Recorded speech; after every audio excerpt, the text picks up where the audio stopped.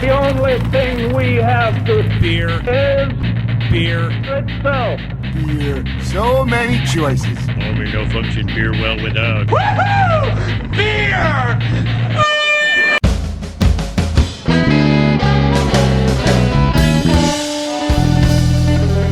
Hello and welcome to another episode of Beer Busters, where we're going to bring you the news and reviews of some wonderful brews. My name is Dan Baker, and I am joined by my co-host and brewologist, Steph Hefner, and the demented and fermented Wade Baker. I am no longer joined by my pen. I love when shit happens that the listeners can't see. Of course.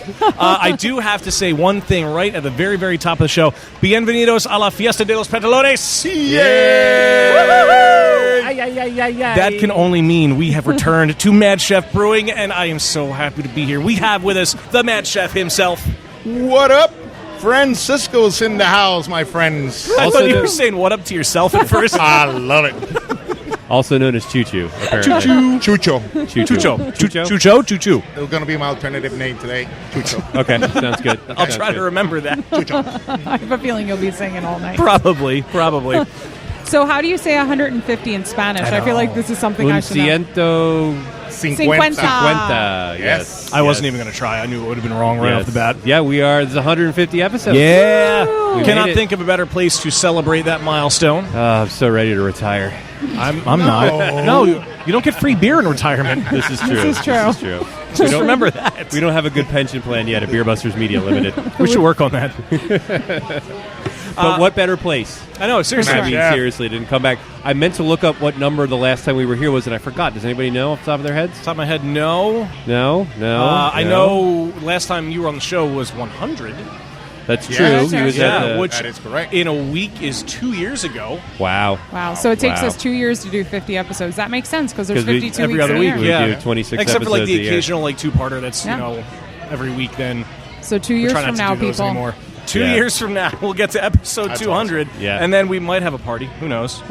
We should. We should Should. We'll start planning. We'll let you organize We everything. should. Guys got plenty of connections. I can bring beer to it. That's So- true. Yeah, True. that's This is true. Episode 78. 78. All right. 78. Oh, so Yeah. we've almost doubled. Almost Yep. twice as, This yeah, one what will she be said. twice as nice. Yeah, it'll Twice be twice as nice. nice. Twice as my nice God. and half the price. So we're going to have many more friends at We the are. table tonight, which some familiar voices, some new voices, which we're excited about. Yeah. We are. We've, as the place has continued to grow, we've added some new faces, new people that make this go through the days, and they're going to Chug be along. coming through. You'll get to hear their It'll be faces awesome. soon. Like Like a a choo-choo. Like Chucho. Jesus.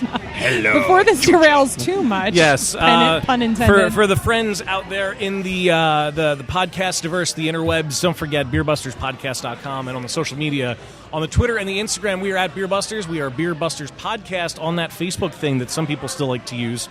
And the phone number, 805-991-BEER, which is 805-991-2337. Uh-oh. You can make use of that number just like this.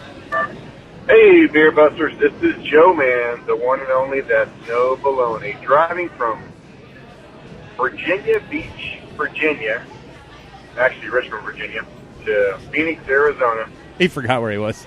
moving from coast to nearly coast, Almost. listening to your episodes. I'm all done with all the current episodes, darn it. I thought I'd saved enough to make it all the way there, but I didn't. It's a good thing you're a here patron. I am, about Midway, Arkansas, or SoMo as us Missourians refer to it, Southern Missouri, Arkansas, Somo. just outside of Little Rock. About to stay the night in Oklahoma when we get there. I think that is okay. And then we'll make it to New Mexico and then Phoenix, Arizona. Spoiler alert, at this point they did get to Phoenix. They are there, Yes. and they're in their house. Yay. The message goes on for another minute, but I don't... Aw. Yeah, We'll it's listen very to it lengthy, together and later. yeah, I We'll haven't hold let you hands listen and to it kumbaya. yet. But Thanks, congrats on Joe. moving out there, Joe Man. We miss you guys from the East Coast already. And I will be visiting in July. Don't worry. And send us beer. Yes, Yes. do that. And like Wayne said, if you are a patron, you get a little bit of extra bonus So content. if you run out of episodes of Beer Busters to listen to, there is more. There is 30 some odd episodes now of our bonus exclusive Oh my podcast. God, have we done 30 episodes of it? Yup. Oh, that we call Last Call, that you can only listen to if you sign up to become a patron of the podcast at Podcast. at podcastinationstation.com. No, patreon.com/beerbusters. You can donate as little as $1 a month. It really, really helps. It is legitimately our primary source of income, so thank you, everyone on there. Don't say income. It's not income. It's how we pay for everything. Right back into the business. We don't true. make any money. I have not made a penny off of this. But there's also other cool things on there. We're cooking up some new stuff that I think we're going to put up on there. So yeah, patreon.com/beerbusters. And if you can't throw us any cash, that's fine. We understand. But please rate and review the podcast on your podcast listening app of choice. We prefer 5 stars or whatever the rating system is, but be honest. Yeah, it's fine. it's your prerogative. It's fine. That's cool. But that gets us in front of more people. Yes, so. More people could mean more patrons, could mean more guests, more content all across the board. And who doesn't want to share the love of Beer Busters? We could travel out and do a podcast with Joe Man at his new digs. We could. We should. Oh, God, imagine that road trip. Oh, know, right? man. Well, if we had that helicopter. Yeah. I'll bring beer. All right. There we go. Choo-choo's in. Bring food, too. Yeah. Okay. All right. Sounds good. Specifically peppers. We'll just take the kitchen with us. All right. We can do that. Awesome. In tow. Yep. Ooh, you can do a food truck. The Mad Chef truck. Yeah. The Mad Chef cross country tour. It would The be Mad called the Chef Mad train. Chef Choo Choo. The Mad Chef Choo. Oh, good Lord. Well, I feel like we have to. What were you going to say? Nothing. All right. Good. It's fine. A lot's happened since last time we recorded, and last time we recorded, we did not report on the news. What? Is this allowed? What? Are you doing a news story from our own website? It's a press release Yeah, that but we it's on our posted. website. It's worth talking about because the ever-growing left-of-center brewery that we know and love from Delaware, Dogfish Head, of course, they are, of course, proud to be a craft beer producing and celebrating with a sour and wide ale program. Did I see they're canning these beers, too? You know what? I didn't catch that. I didn't see it in the press release. Are they? I saw the picture, and it was a can. There's no can in the picture. No. Is there? Then I'm thinking of the wrong article. No, that's No, a it's bottle. bottles. Yeah, They're limited bottle releases. Yeah, right limited now. bottle Yeah. release. Each Okay, of them erase so that far comment. is. Each of the bottles they're releasing is going to be 375 milliliters, priced at $10 a piece. But the whole program is called the Wouldn't It Be Nice program. And it's going to open up with the release of a beer called Naughty Bits, Knotty, a wide course. ale at 8.2% ABV, aged on sweet and sour cherries and rhubarb, available beginning September 29th at 11 a.m. It was wood-aged for a year with Brettanomyces and then racked onto several hundred pounds of sweet and sour cherries and locally sourced rhubarb. More than 2 pounds of fresh fruit per gallon. Hey, can I make a suggestion, Dan? What's that? While you're reading this article, why don't you click on that banner right there and buy something? Oh, man. Birthday gifts for everyone, though. That's right. The series is going to continue with Wet Hop American Summer, which I'm surprised nobody has done that name so far. I feel like it's got to exist It somewhere. has to be done. That's going to be in early November. It's a farmhouse ale. It's 7.75% ABV. The beer was aged in freshly emptied Chardonnay barrels with Brettanomyces for over a year before being racked on freshly harvested and hand-selected whole-leaf Citra hops, still wet from the fields. That's a Nice. fun way to utilize wet hopping. Yep. Yeah. And in mid-December, the brewery is going to release Eastern Seaboard, which is a wild ale at 8% ABV brewed with blackberries and beach plums. After spending almost a year and a half aging in wine barrels, the liquid was met with several hundred pounds of blackberry and Eastern Shore beach plums, hand-picked and selected by the brewers. Keep an eye on their website and social media for exactly when that will be out in December. Should be the middle, and that is also going to be $10 for a 375 milliliter bottle. Not bad prices. Really either. not, no. Yeah, that's a really good. 2 of the 3 are limited to 2,000 bottles, while the Wet Hop American Summer is going to be at 1,500 bottles. Cool. Yeah. Because the hops it's soak up all the beer. Really awesome to see a limited run beer release like this. That one is very affordable, and 2 Yes. is not IPAs. Yeah, that's That's true. like cool, like sour beers and stuff. Yeah, so. it's good expansion without kind of pandering to the Yeah, IPA yeah. craze.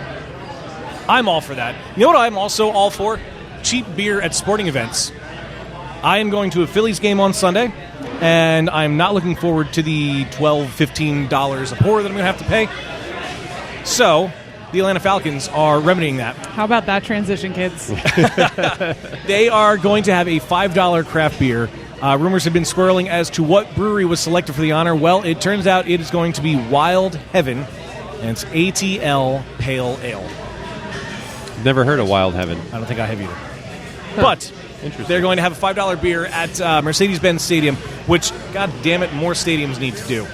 $5 beer. You need that. I'm not going to pay $12. Well, see, here's the thing, though, from like the other side of that equation, as like the owner or whatever, the business interest behind the stadium. Like, yeah, if you price your beers at $5 at a sporting event, you're going to sell a shit ton of beer, which also means you're going to have a lot of people a lot more drunk than they otherwise would be. So is it worth like the added risk of like not only like incidents but just damage and cleanup and Well, considering all the technological advances we have, I'm sure they could like scan your license. Like you don't get a beer without a license. Everybody's going to be carded kind of deal. I'm not even And saying they'll- people, no, I'm not even talking about underage drinking. I'm just No, talking I about, mean like they could cut like, you off. trace it. Yeah. Oh, Like yeah. register it in their system and say like, yeah, your ID's already purchased 2 beers, you're done. Yeah, but who wants to only have 2 beers at an event? Well, yeah, I mean 2's not the hard number. Like it could be something else. Well, it's going to be the same pour too. Yeah. You know, because they lower the pour on that one. It's not a 16 or 20 That's ounce true. It tab. could be a Last 12 one could be a ounce. 12 Because ounce. usually you might pay $12-16, but usually you're getting get a a, big- that yeah. gigantic Well, cup. yeah. The article mentions that at the moment 16-ounce cans of ATL Pale Ale will only be found at Mercedes-Benz Stadium, so they are 16-ouncers. Well, that's you go. fair. Yeah. They're like, you get those like 24-ounce cups, and by the time you Yeah. get down to the bottom, and I drink fast. You guys know this, Yeah. but the Yeah. beer's warm. That Well, makes me mad. All right, so flip side is if you're going to a game, I might be looking at the wrong person to ask this question. You are. If you're going to Well, a let's game, say concert. If you're going to a 'cause I concert, feel yeah. the same, the same way at a So, concert. all right. Yeah. But you have to get up. You're missing the game. right, you that's have the to thing. wait in line. So if you go up, maybe it's 2 at a time that you're limited to with your purchase. Yeah. That way you have one right away, one you can kind of nurse a little longer. But how much of the game or event are you going to be willing to miss to go get another beer? Unless it's like the beer guy coming around with the bucket on his Which, head. if that's the case, I doubt would those imagine would be they're they're not $5. going to have the $5 beer in there. I don't Yeah. think because because that you're just paying wouldn't make for sense. the convenience Yeah, too. exactly. I think we might be onto something. I mean, I'm all about beer at a fair price, and that's a fair price. Exactly. I'm just curious, like, what the effect is, because, Just a everybody, shame like, I imagine the high Also, prices. it's Atlanta, not Philly. That's Yeah, true. it's just a shame that to be Atlanta to It's do so it. different. That is very different. It's so different. Yeah. They're probably sneaking in moonshine or something. I don't know. No. That's not what they're doing. Oh, God. On to other news. Last story that I wanted to share. We posted this on our social media as well. The last remaining Blockbuster in the U.S. is hanging on thanks to beer. Yeah, At least 10 it's going. Barrel. Yeah, 10 Barrel is brewing a beer. By the way, Rich Hefner shared that on our social saw media. that, yeah. No. That was Very funny. proud of him. He acts like he's not interested, but he is. He is. He is. He definitely is. The only reigning Blockbuster location is hanging on in Bend, Oregon, a town in the Pacific Northwest, known for, among other things, its beer scene and the ale trail that they have there. This particular Blockbuster is a popular selfie spot, of course, to prove that the video rental store does still exist. And there is a documentary in the works for it. Oh, sweet. I'm totally seeing that. Of course you are. As a tribute to this Blockbuster's last stand, a Bend-based brewery called, of course, 10 Barrel Brewing, as Steph had said, has decided to create a dedicated brew, which will debut... We need to point out, though, they were bought out. I know. Yeah, a while ago. It's still cool that they're doing It this. is cool. It's Yeah. very, very cool. It's going to debut at a party at this Blockbuster on September 21st. So if you are hearing Wait, this is that in legal? Bend, Oregon, on the 21st, You can drink which is beer when in this Blockbusters episode in releases. Oregon? the last one. No one cares. Nobody cares no one anymore. cares. I don't know if you can drink it there. I You can kind of probably want to be at that buy party. it and take it home. Yeah, but can you even sell it there? Is that even legal? That I don't know. I'm very curious about this. Here we go. At the party, guests will be able to sample the beer, enjoy some food. Of course, you might have to do popcorn or other theater candy and catch some classic flicks that we'll be playing as you well. go. Nice. Make it a night. Yes, the brew promises to deliver Hey, honey, you you back wanna go to to a time. Blockbuster? Oh, good lord, that's not a good pickup line in 2018. It promises to Unless you grew up in the late 80s, 90s. deliver you Just bring to your a time VHS with you. when cracking open I that blue even and white rewound it, VHS honey. case. I'm kind to Oh my rewind. god! Fuck it. This Now beer's happening. The beer's happening. There was cool. more. Awesome. It's part of their. It's going to be based on We their shared it Sinister on Black social Ale. media. Go Exactly. read it. Go to our Facebook. So and September stuff. 21st. When is this episode releasing? September 21st. So if you find yourself Oh, in Bend, sweet. Oregon, As as you're this episode listening comes to out, you know what to do. Pause the Mail- podcast mail right us a now bottle. and go to Blockbuster. I wonder Along if we with your reach out to favorite them. VHS. Yeah, and please send us a VHS copy of Bill and Ted's Bogus Journey. It's got to be the bogus one. That's my favorite one. I really hope the third one exists. I was going to say Clerks. that happens. Clerks. I think I works. still own Clerks on VHS, actually. Probably, yeah. I wouldn't be surprised. No. Yeah. Anyway, we're at Mad Chef. We are at Mad Yes, Chef. we are. Are we? I'm so happy to see that it is very busy here tonight. It's always very I know. busy here. I living further away, I don't get here very often. I was here once a few months ago because I happened to be in the area anyway. And it was crowded then on like a Sunday afternoon, which was beautiful to see. But how is it always this packed here? I mean, are there people lining up at the door to come in? Because I could imagine there were people waiting for tables when I came back in. Waiting. Yeah. It's been steady. We've been truly blessed. It's just one of those things that a little bit at a time, it's just more people come in, and it's just, this is, thank God, the normal now. That's awesome. So it's awesome. But what's really cool is people are awesome, and usually if there's not seats, I've come in and pulled up a chair at someone else's table, or it might be busy, but usually you can find a table that you can snuggle up with and meet new people, and it's a good time. And with the service and this and how we do things, people sometimes are more than welcome to let you sit down and grab a beer real quick. That's cool. We've had people post on our Facebook page of they've met friends, people here for first time, and they become best friends. So that is, it's an amazing thing to hear. But it gets back and crowded. Good. That's awesome. Good. I mean, that's a good problem awesome. to have if there's people busting through the door to get in here pretty much. Yeah. So this just in, the owl is in the barn. The owl is in the barn. That was our secret. Our eagle. The eagle has landed. The eagle has landed. Our secret code word. The eagle has landed. We have somebody else who is kind enough to join us at the table for a little bit of time anyway. So we want to get right into it. We have Greg here. Yay! The other half. Yes. So we decided Francisco's name tonight is Choo Choo. What's your alias this evening? How about Baca? That works for me. Choo Choo and Baca. I love it. I get it! It's a slow burner, isn't it? Very nice. Perfect. Absolutely. And that's Greg, ladies and gentlemen. That's all the time we have. Thank you very much. I have one very important question for you, Greg. How the hell do you guys keep squeezing shit back in that brew house? Because every time you're adding more tanks, Greg tags me on Facebook and he's like, look, Steph, I told you we'd get more back here. Holy crap, Greg. What is going on back there? Well, put a lot of thought into the planning, before we opened up to make sure that we could handle the expansion.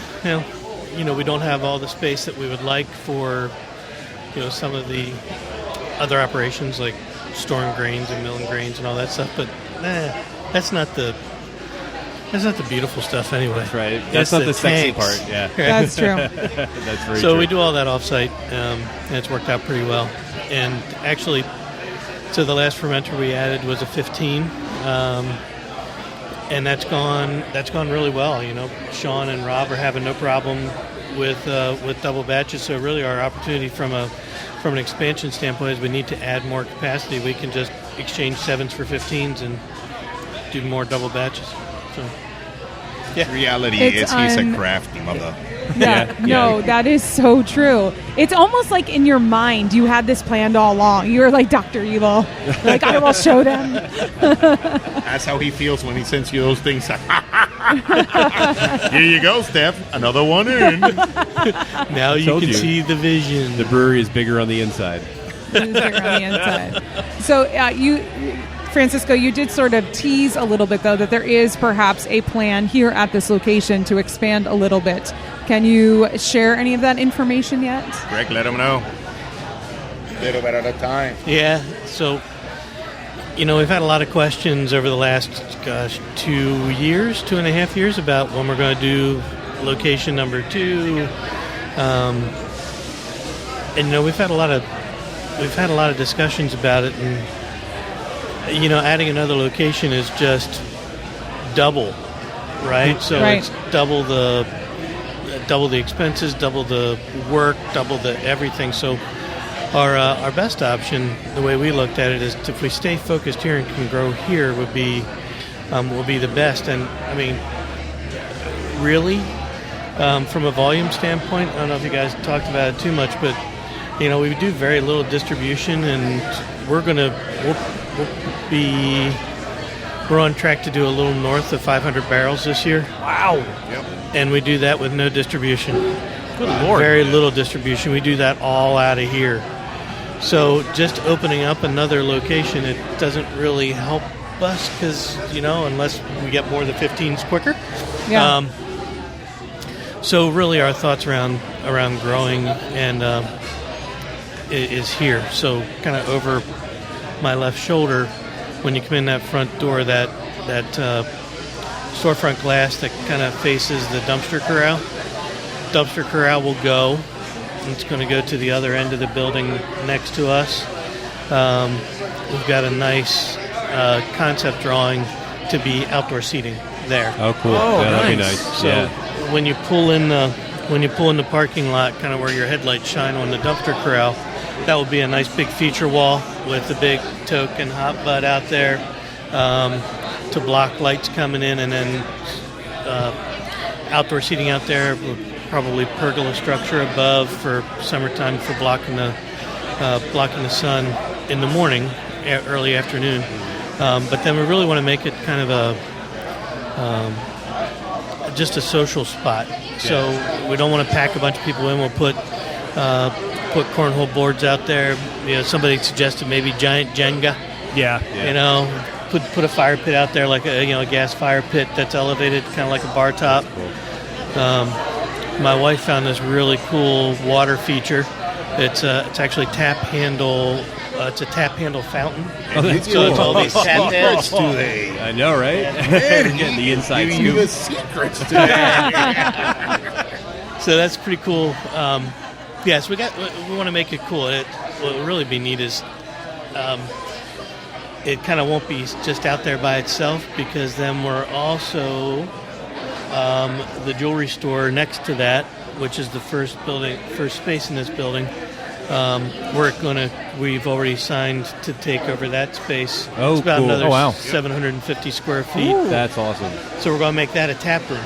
Oh, that's so It'll cool. be Nice. Real limited food offering.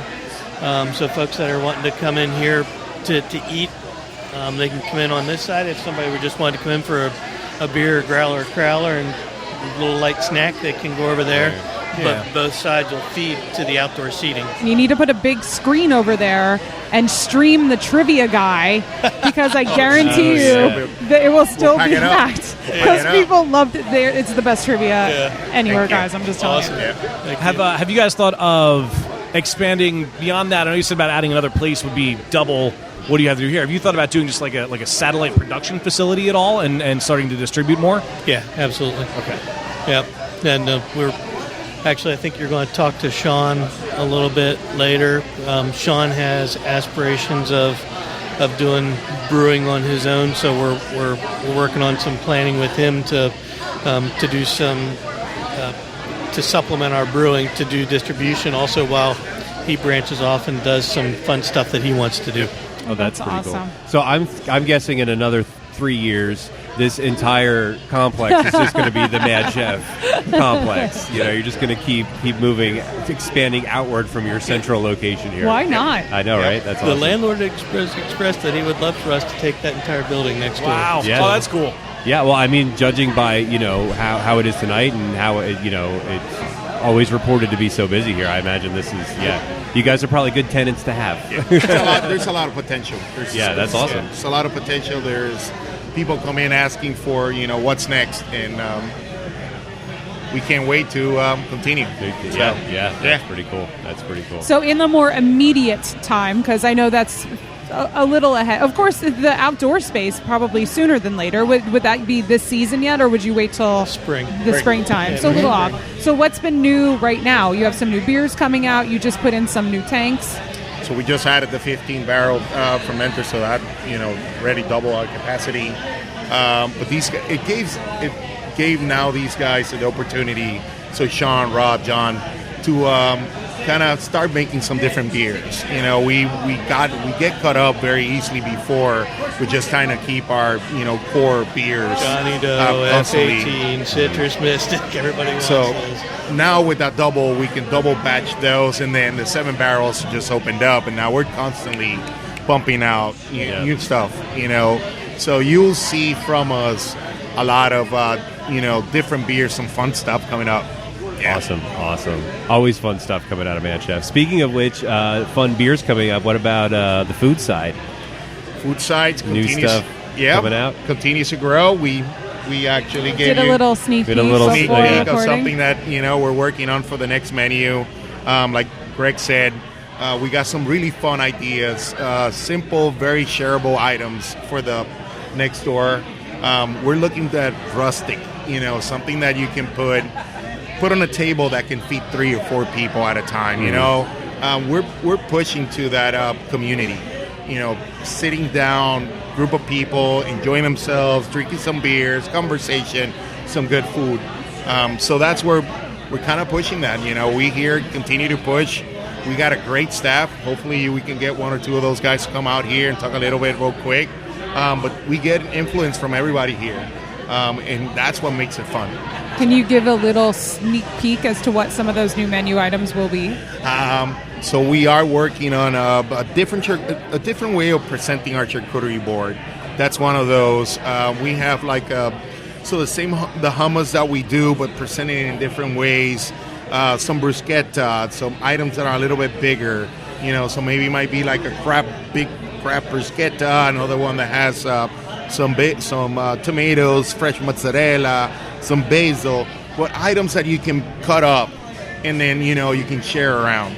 So that's kind of what we're looking for. We don't want to make it it's not going to have a hood system, so it has to be something that is very doable. It's going to be 1 or 2 people handling that station, so it's got to be things that are very achievable, and then we can do them in a fast pace.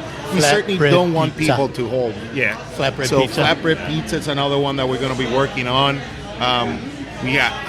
We were working on some ideas and duck bacon, Brussels sprouts, a little bit of gorgonzola, and a drizzle of a balsamic reduction came about, and it was just amazing. So yeah. About that duck bacon. I saw your eyes light up. Is it so? All right, I have to preface this with a couple of years ago. I went to Seattle and I was at a place and I got pork belly steak, and I thought it was really just going to be pork belly on top of a steak or like bacon on the steak. So this duck bacon, is it duck belly or is it bacon that is like cooked in duck lard? No, it is. Like duck, it's duck bacon, meat. bacon from a duck. It is. Okay. A lot of the time, it's a lot like the duck breast, and then they slice it thin, and then and it. But yes, absolutely phenomenal. Call me when that's on. Oh, we will. All right, good. We will. Just send the dance We signal will. up. It's just a piece of bacon. The dance signal. Not a spotlight. So we'll definitely talk about this more when Sean is at the table. Yep. But while you're both here, congratulations on the silver medal at the Yes. World Beer Thank Cup. you. I was so excited. I'm one of those people that constantly refreshes my Twitter feed, like whenever the World Cup and the GABF medals are being announced, because I want to know immediately. But how awesome! I mean, and Pennsylvania was very well represented there. But that's your first major medal Major as a award. professional And that brewery. was for the brown, right? Yeah, Which that makes is- it Dynamite Brown. awesome. I love that beer so much. It was amazing. It's just one of those things that we dream of it. We dream of it, and then all of a sudden it happens. So, brief story about this. We were out there together, and then Greg had to leave very early that same morning, so he didn't make it to the to a ceremony. Our name gets called at the last end, so we were like, all right, this is not gonna happen. All right, we have a few beers on us as we're waiting. Name comes up. We're right to walk in. Sean is like, you gotta let your phone down. We're going in. I'm like, no. If I don't talk to Greg before I go in there, no. So I'm screaming back and forth, celebrating this. It was. I was back in the house we were staying at, and watching the live broadcast on my iPad. And I was like, oh man, that's awesome. And my phone rings. Unbelievable. That's amazing. pretty And now, cool. of course, GABF coming up super soon. Yep. So you are sending, you said 4 beers out this Oh wow! Yep. Which ones are you sending? So year. Or, we. I guess they already have been sent, right? They were. They So were. they're already They out went there. out. So we'll find out next week. It's the award ceremony. But we send E-Speed Repeat on the session IPA category. Mr. Dynamite Brown on the American Brown Ale. Northbound and Down, there's a new they opened 2 new categories. The Hazy IPA and Hazy Pale Ale. So Northbound and Down went in the Hazy IPA. And then we also sent on the gluten-free or gluten-reduced. Mama said gluten is the devil. Yeah, I wanted to ask you about that beer. So it's not gluten-free, it's gluten-reduced, right? So, yes, it is gluten-reduced. We've yet to send it out to get tested, although the beer, it's brewed with brown syrup, rice brown syrup, Belgian candy, and honey. So there isn't any grains going into it. Right. Obviously, we make sure that we take care of the fermenter and all our vessels so they're completely clean, no grains on them. And then we use 05 yeast, so that we wanted to use a yeast that wasn't in another beer, right? Just to kind of keep it that way. So that's really the only spot where any gluten would come in. It's because of the propagation of that beer with standard malts, right? So, Right. And so, but most of the breweries that do the gluten-free, that's kind of the yeast that they go to, and they have no issues. Beer has to be under 20 ppm to be considered gluten-free.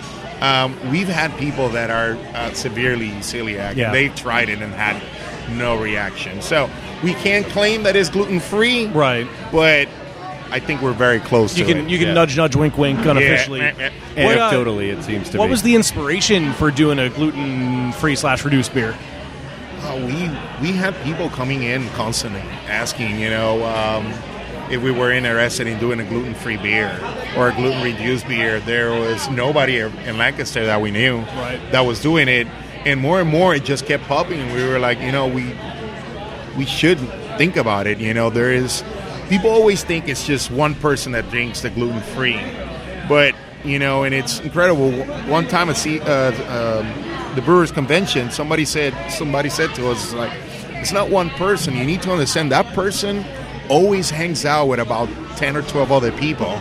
Because that's how it is, that person. So they all limited to where they can. So there's a group of friends. There's a group of friends. To go somewhere where my friend Joe. It's like being friends with a vegetarian. Yeah, kind of. although probably more difficult. A vegan. It's a lot easier to find. It's easier to find vegetarian, I think, vegan options than it is to find true gluten, especially when it comes to You're beer. absolutely right. Especially with beer. Yeah. So we dabbed into it.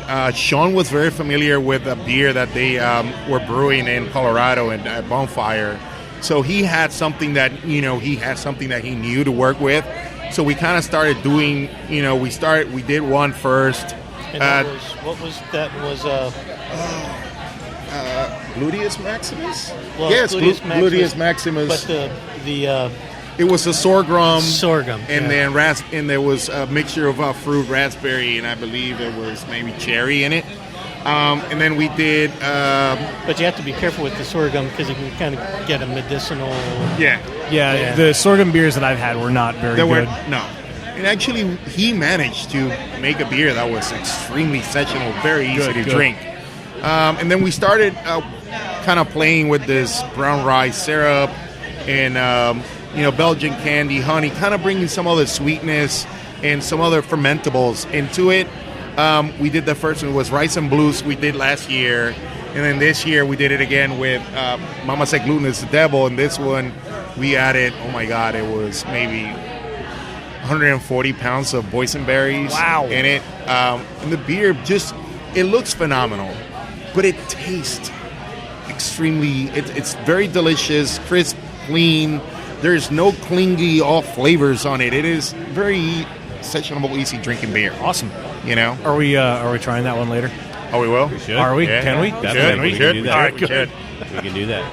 Well, Greg, I know your time is limited here. We don't want to keep you too long. Is there anything you wanted to talk about? Anything coming up you want to plug? Anything you're itching to get off your chest? I know you gave. He's like, don't make me think right now. Right. I know you've had a really, really long day. We've heard about that. It's all right. Fair enough. I know you already gave us a whole bunch of secrets, so we thank you for that. There's one thing that one of the things that we played with, and I'm just curious, maybe we can get some feedback after folks listen to the podcast, but I was out in Washington earlier this summer, and a friend of mine out there works at Heritage Distillery. Okay. So we were touring the distillery, and they've got a really cool program, and I'm thinking it might be kind of cool for us to maybe pilot or try here. So when you go into the distillery, they've got these 2.5-gallon casks. Okay. So Wayne goes in and says, "Hey, I'd like to cask condition my own vodka or my own rum, and I would like to do it with cinnamon and maybe some raisins or something." So you get with their distiller, and you kind of come up with a recipe, and then they'll take their whatever you want to do it in, rum or whatever, and then you get a plaque on this 2.5-gallon barrel, Wayne's, whatever you want to call it. Right. And then it gets another little small little plaque on it that says what it is, rum, whatever, and then that's yours. That's pretty So cool. you bought it, you put it in there. That's Wayne's. So thinking about that, so now instead of having, what are barrels, 200 gallons or something like that? Instead of having 200-gallon barrels that you're barrel aging, maybe something that I've thought about playing with is you can have your own. You get with Sean and say, "Hey, I'd like to do the Blackbeard Oats, a variant of that, but I want to make it my own." So you wanted to do something different, or I would like to do a porter that's barrel aged and do these adjuncts in it. And now that's so cool. That's Your your own personal- 2.5 gallons that we put on a rack. Oh my God! That's Yes, a really cool Now, idea. how would that work? Would you have to consume the beer here, and then you just get to take the empty barrel home, or could you actually take the barrel, the You have to chug mini barrel? all 2.5 gallons by yourself. Well, no. I So- mean, so I don't you know. buy- You come in and I see what you're saying. So you buy the barrel, and then you pay for the contents of the barrel. So, for instance, at Heritage, they'll have their folks will re-age. They'll use that same barrel. They've done 6 different versions in that barrel, so that's their barrel. So they did this in it, and then they That's like then they the ultimate bottle mug form. club. That Yeah, is it really seriously is. the Yeah. ultimate mug The club. barrel club, the Yep. personal barrel club. Yeah. I would join that club. That is so awesome. That is cool. No Now- one else is doing anything Now, here's like the that. thing. You asked our listeners for feedback. My concern is someone else is going to steal the idea before you get to do it. Well, But even yeah. so, it's a cool idea. I think that's pretty awesome. There's a lot of things to figure out with that, but yeah, I mean, Yeah. we thought that might be something fun that might That's very allow unique. us to offer Yeah. something that somebody else isn't offering. That is a really unique idea. I like when breweries do cool stuff. We were at was it Tattered Flag, where they had the homebrew thing. You could come in and brew your Oh, homebrew yeah, I on forgot the about that. system, and that sort of cool things like that, where you don't get to do that everywhere. That's a It really takes neat it idea. beyond the normal brewery experience. And that could be a really cool thing, too, if you wanted to come in and age something on something for a while, have it live here and sit in the barrel for 6 months for a wedding. And then take it for your wedding, take it for a party. You can take it even pay an extra fee to have a personal consultation with the Mad Chef. Where I want a beer, but I don't know what ingredients are going to work well together, and you could collaborate with And them. then- We just added a comma and a couple of zeros. Well, all of our listeners know. Customized. I think it's That's 2 commas, really. Yeah, Now you're in the They 3 know- comma club. they know what you're worth, Francisco. It's okay. And then Francisco can autograph your Yeah, barrel it'll say too. choo-choo on the side. Choo-choo. Chucho. Approved Chucho. approved by Chucho. I'm Chucho, and I approve this message. Now, do you do Firkins, right? No, Well, you used Don't. to Okay, do I thought the. We do the infusion, so we do Oh, the okay. fusion That's right, series. yeah. Yes. Okay. We do the fusion series, so where we have a cylinder that we pass. We put fruit, peppers. Yeah. We put herbs and things like that. We just we pick one of the beers and pass it through it, and every 24, depending on how many beers you're pouring out of it, it lasts you about 24, 48 hours, and then you have to Right. redo it again. That's cool. That's a lot of fun. Yeah, that is. I would do that in a heartbeat. I would do that in a heartbeat. All right, Yeah, guys. please do that. You're going to talk to a bunch of folks tonight. Yeah. So we're always trying to up our game from a service standpoint. We get lots of great feedback on our service, and one of the guys I think you'll talk to, we'll get over here, is Tom. Tom's been instrumental in kind of driving that experience for our That customers. front of up house front. experience. Yeah. Cool. Yeah. Cool. Awesome. So Sean and like I said, Rob's back there too. So maybe get Rob over if you guys are going to sample across the pond. That was his recipe. I'm excited for Yeah. that one. I'm really excited for that one. Yeah, that's phenomenal. I wish that one was ready for GABF. I think that would have been a good one to send. You But just have to make it again next year. Yeah, exactly. There you go. There you go. Oh, darn. Always next year. Yeah. Well, All right, Greg, yeah. thank you for taking the time and go get some Yes, sleep. I was it's just so gonna say, good go to to bed, see man. you. Go to bed, man. I can see it in your eyes. You're a hard-working man. Yeah, man. Thank you so much for sitting down with us. you got it, guys. Well, thanks for coming out and course. sharing your Anytime. 150th. Yay. That's right. with 150. us. Congratulations. Oh, thank you. Thank Thank you. you. So this episode, of course, It's brought to you by a shit ton of beer. Yes, it's brought to you by a shit ton of beer. Aren't all of them really? In grandiose fashion to celebrate 150. Of course, as we said, we couldn't imagine a better place to do it than Mad Chef.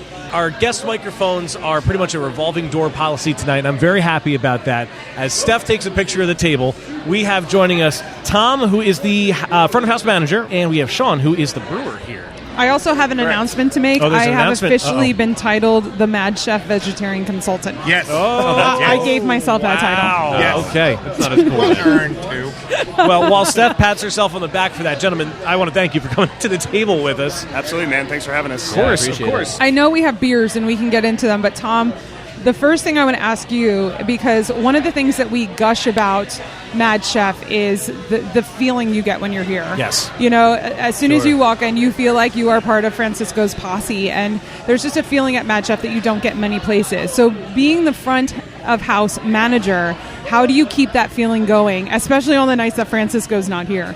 Basically, I tell all the staff that, it's really a teamwork. Everyone who comes in, we want to work as a team to make sure that, I'm helping the next person, the person next to me, and they're helping the person next to them. Everyone's kind of moving together as one unit rather than everyone kind of doing their own thing. In the past, we did do that, but it wasn't working. And so when I came in, that's how we changed it. And so the way that the staff implements that into the rest of the restaurant, they go out and talk to people, they make connections with people, and the people love it. When you come in and sit down, you're greeted by either Francisco or myself, and someone comes out and talks to you, whether it's the first time that you've been here or if it's, you've been coming here every single day. But people come in, they make that connection, and by doing that, it really gives that feel of that you are becoming one of us. You're part of our family in doing that. And I love that every member of your family here does any job. Mm-hmm. I mean, even when you were talking to Wayne earlier, but off air, you were having great conversation. As soon as you saw that table was empty, you're like, "I'll be right back," and you clean, table, you yeah. bust the table. So because you know how busy it is, and you want to make sure someone can sit there. So I love that. It doesn't matter what your title is; you're all family, and you all are kind of in this together. We do, we lead by example. That's We've right. always said That's right. you have to lead by example. It's very hard to tell somebody to do something when you've not done it before. Yeah, if you're not going to do it, then, they're not going to do it either. So, Right. I mean, if somebody needs me in the dish room, I'll go back to the dish room. I've helped out in the kitchen where needed. Obviously I'm not going to cook, but I will help prep something, the plates or sauces, something that I can do that I know how to do. And the keep same things thing for moving, them for as sure. well. Yeah. Yep. Same thing with them. If we need help running food, the kitchen comes up and helps us as well. Speaking of keeping things moving, Uh-oh. what's Beer. number one? Beer. Yeah, we got a lot All to right, taste so here, so why don't we grab on the some? top. So right here, that is one of my favorite beers, always very dear to me. That is Johnny Doe, which is our American light lager. Yeah. One of Which- the originals. Yeah, which if you don't know, Johnny Doe's name is because of Stephanie. Is it really? Yes. I kind of forgot that. So it was when we were building the website and our Facebook page. We were going back and forth of what was going to be the name of it, and we put it the Nameless Beer. But it was for us to remind ourselves that we needed to go back, and so somebody has. It was from the. Clearly, it's crushable. By the way, guys. What was his name? Oh, it's gone. The program that used to run in Lancaster that people used to go in and bring the growlers in and CSB. CSB. Yeah. Yes. Yeah. So he brought some beers from us. It was like at that point was my personal beers from my house. He brought them over, and he was like, "Oh, we're in the website. It's the Nameless Beer." And you said, "Oh, it's Johnny Doe," and that is our Johnny Doe. There it was. This beer has made like an American light beer cool again. It's all so I'm going to good. say. It's It's so so good. delicious. Yeah. One of the things I always say since Sean's been started with us, is well, one, we say we were brewing in the darkness, and he brought us into the light, which was in the one of those darkness. things. But the other one was our beers just started to get well polished. You know, not that, but they were, you know, rough around the edges, maybe here and there. And he just, I mean, his process are amazing, and you can see them in each beer. So each beer just started to get, you know, a little bit crispier and a little bit cleaner and a little bit, you know, IPAs were popping and hops were out there. It's all been because of the process that he implements in the brewery, you know, and so. Yeah, it's like a great approachable beer, you know, like people always want to have, you know, that kind of crushable beer that you can come in, have a couple of, and, you know, Johnny Doe is definitely that, you know, for everybody. And I really, really like having that beer around. It's been around since day one, and people love it, so you got to keep it around. Yeah, for sure. It's a good go-to. It really is. It's a great beer to start with. I actually had a pint of this when we got here, and we were eating earlier. Easy drinking, but flavorful. And it's really cool. Like, we've seen a lot of craft breweries now doing lagers, and even doing light lagers, like not shying away from that name, light lager, anymore. And it's great because it's not super chewy, it's not super bitter, it's not super hoppy, but it's also not Budweiser. Like, it tastes good. Yeah. But it also and people is- are competing with those guys Yeah. now. Yeah. It's nice to see like some of the small guys win awards for like those big kind of saturated categories and stuff. It's pretty fun. Pretty awesome. Pretty awesome. Numero dos, por favor. Oh, So number 2 is Mr. Dynamite. this is the one. This is the one. There we It's one go. of my favorites here. There we go. For the record, one of my friends was here tonight, and I went up to see him at the bar when we took a pause. He was like, yeah, that number 2, that brown, that was fucking incredible. I was like, yeah, that's an award-winning beer. Also, is it number 2 on purpose? Because it's brown. No, yes, let's just say that. Nice. Come on, We'll it's funny. go with that. No, it's hilarious. I'm just upset I didn't think of that. Are you proud of me? I am. Congratulations. I'm You actually- stooped to my level. I'm glad I didn't think of that. Every time I am here and this beer is on tap, this is what I drink. Yeah, we try to have it on tap all the time now. I mean, it's another one like Johnny Doe where, you know, it's a really approachable beer. It's got a packed ton of flavor, you know what I mean? And it's nice for people who like dark beer as well, you know what I mean? It gives them that option to come in. I think brown ales are severely underrepresented. Exactly. All across the industry. Oh, yeah. And there are ones that are out there that are meh, and then there are ones that are out there that are exactly like this, and it's perfect and incredible, and it's got the malt backbone that you want it to have, and it's just such a damn good beer. Thank you very much, man. And we mentioned it already earlier, but congratulations on Yes. the World Beer Cup silver medal. That's Yes, thank you. well Thank you very deserved much. and so exciting. Yeah, it was a nice surprise. It was a super fun trip. That was kind of the icing on the cake, so it was a lot of fun. We were really, really happy. Any really silly things that happened while you guys were out there? Listen, just put Definitely. it this way. This was the second to last category, right?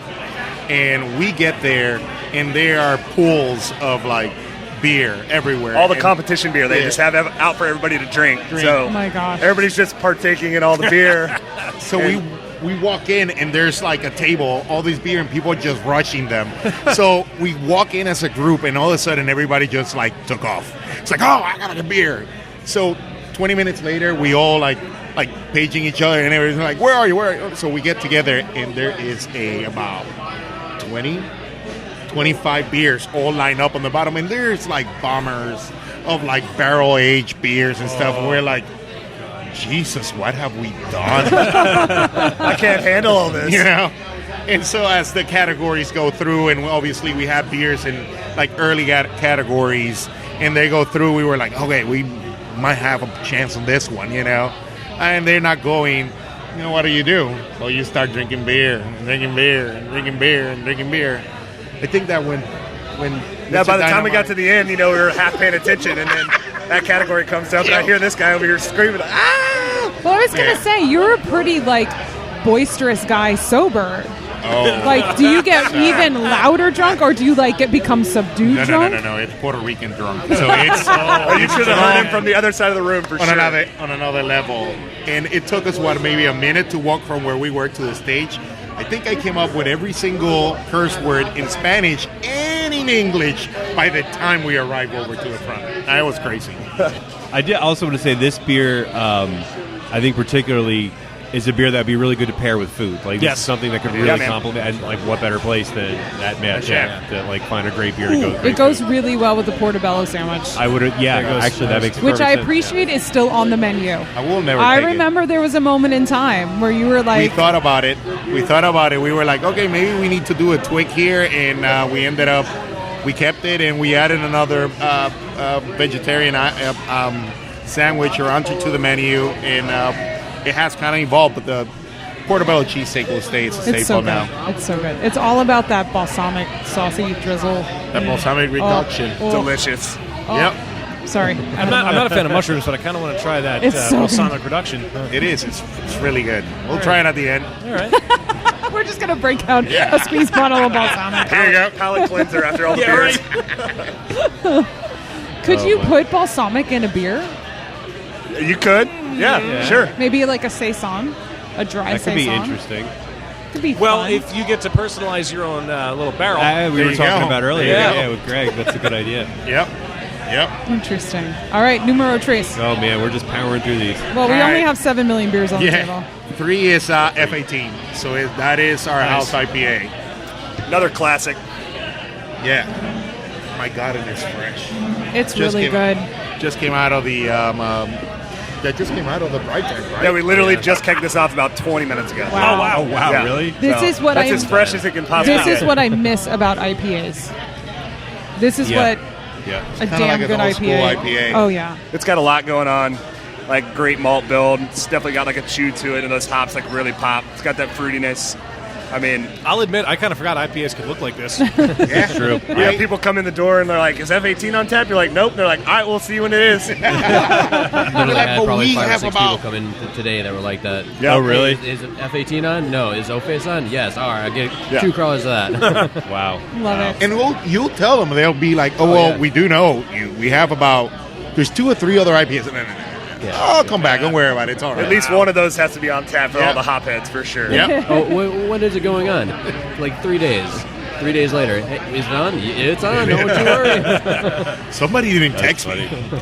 And this is old school. Like, we had this when we recorded here the first time. Yeah. Right? This has been around. This is a tent pole, as they call Yeah, it. it is. Yeah, that's another recipe that's not changed really since day one. You know, we just kind of made some adjustments to dry hopping and kind of, like he said, brighten the beer up, and did some things with like water chemistry and really kind of rounded out that beer. And these days it's tasting fantastic. Sean, how long have you been here? I was just going to ask that. I have been here, it'll be 3 years in February. All right. Wow. Yeah, so a while. Almost since day one. Yeah. Now, did you start as a brewer? I actually I worked at a brewery out in Colorado for 3 years before I moved back to Pennsylvania. Bonfire, right? Yep. Yep. And we do a collaboration with those guys every year. Right now, one of the beers we're going to get to is our strawberry limeade milkshake that we did with those guys. What? And it is, it's a mouthful, but it is delicious. Now, but when you started here, did you start brewing? That was your first job? Yes. Your first role? I bartended as well. And now that we've picked up, it's more like a full-time thing. So I'm definitely in the back early in the day, getting out of here before it gets crazy in here, getting all the beer made. Yep. So number 4 Numero quattro. is O-Face. O-Face. So that is our double IPA. It had a transition. It started as Oh My, and then it become O Tannenbaum. I think so. That was before me. Yeah. O equals MC squared. O Nice. equals MC squared. So yeah. We were always So kind of you were- adjusting that beer until we settled on. O-Face is a fantastic name, so we couldn't move on from that one. But yeah, we really nailed down that recipe. Yep. The Simcoe and Mosaic, and that it's a really sticky beer. Is what I hear people say when they describe it. Holy shit, it's 8.5%. Yes. it is. And it does not taste like it. I don't know if I would have said it's a sticky beer. I don't know. That adjective doesn't come to mind. No, it certainly came to my mind. Yeah. Really? Yeah. Say Danky, sticky or stinky? danky, Any one of those, sticky, yeah. icky. Yeah. I mean, I can continue. And then maybe we'll get to Just keep saying words. Danky, sticky, icky. yeah. But no, it's just it's got that juicy, fruity, tropical notes. That I get, yeah. But then it's just kind of the bitterness doesn't linger, but that kind of flavor just kind of sticks with you, and that's where we it's that kind of sticky. And it is 100 IBUs. I mean, it is a very bitter beer, but there's so much going on with the hop profile on that beer. It's really balanced, mixed. No, it does not come across as really overly bitter. Kind of push it to the max in all categories in that beer for sure. Now, if this is a double IPA, do you have a New England IPA that you do as well to appease the masses? We usually try to have at least like 2 New Englands on at all time. We kind of have our own little like series that we do. It's kind of like a mashup between West Coast and East Coast. And that's like our IDK beers. It's like an acronym series. So whenever you come in and you see like 3 letters on the board, that's a new one. We have one on right now, the TDD, and that's too damn delicious. Yep. And we'll have it on the second round. I like that. Okay, cool. Second round. There's another round. So we're like traditional New England. The best thing about the new beers are the videos that Francisco does on Facebook. Yeah. They're Crazy hysterical. videos, huh? Oh, I You're haven't meant seen to them. do that. videos. Oh my God! You just posted one today. We did Northbound and Down, which is crazy because I think we just kicked that beer today. Yeah, it's gone already. Yeah. But there's TDD too. So yeah, they're fun. And I want to hear you say it. What does TDD stand for? Too damn delicious. Oh my God! So next beer. Next beer. Next beer. Sure. Why not? Right? Just keep going. This one is our gluten reduced. This is the gluten okay. is the devil. And this one is Mama said gluten is the devil. So we talked about this beer earlier. I did want to ask you, and I didn't, but I will now because it's appropriate. Where'd you get the name? So we do a lot of spawn-offs. Yeah. So this is from Waterboy. Yeah, Good old man. Bobby Okay. Boucher. Bobby Okay. Boucher. Mama said foosball the devil. Yeah. All right, I'm not familiar. I'm sorry. Really? Oh, that's when Adam Sandler was funny. Yeah, I and I'll think put that it on might the have been a little after. Yeah, and I'll put it on the record right now. This is definitely one of my favorite beers we have on tap. I mean, Yeah. we It is. put a ton of fruit in this beer, Yep. and it's just you cannot tell it's a gluten-free beer. No, I mean, not we at use all. brown rice syrup for it, so it really has that kind of rounded out malt flavor. I mean, it's an all-day drinker for sure. Yep. Every time I go play golf, this beer's coming with me for sure. It would be fun to do a beer cocktail with this, Yes. Definitely. or even just add like club soda or something to really like make it super bubbly and like Yep. a sprig of like mint or something. That'd like be that. really good. We have a lot of our regulars who That'd come be in and they're fun. like, you want to mix that with something for me? Like one of our hobby beers? Oh, or one of your dark beers Yeah. too. Oh, That's Oh, what that that's is. what that Oh, is. that's All right. That's actually what that is. Foreshadowing. Yep. Foreshadowing. It's already happened. It is already happened. It is already. Yeah, but it's really unique Has fruit and in is that happening. you use boysenberry, and I've only used that once before, and that boysenberry is fantastic. yeah, it's very fruit forward and it's Yeah. delicious. and oh you my get God. the boysenberry. Yeah, no, it's it super is a fresh, boysenberry beer for Yeah. sure. which you wouldn't expect. Yeah, I would not have pegged it as a gluten-free beer had you not told me. Yep. Nothing against That's gluten-free the beers, but that's there's the a different idea. flavor mostly. Yeah. Yeah. Wow, that's great. So I have to ask, do the two of you and perhaps Rob and others sit down and just have like brainstorming sessions, or do you just have like a crazy whiteboard back there where you're like, I got an idea, and you're just like quick scribble it We down? do have the whiteboard. Both. Yes. Definitely Yeah? both. Both. It's crazy. I'm into your process. You are. I'm like, okay, yes, we do have the brainstorming, and then you said the whiteboard, and it's like, yeah, we do have a whiteboard back there.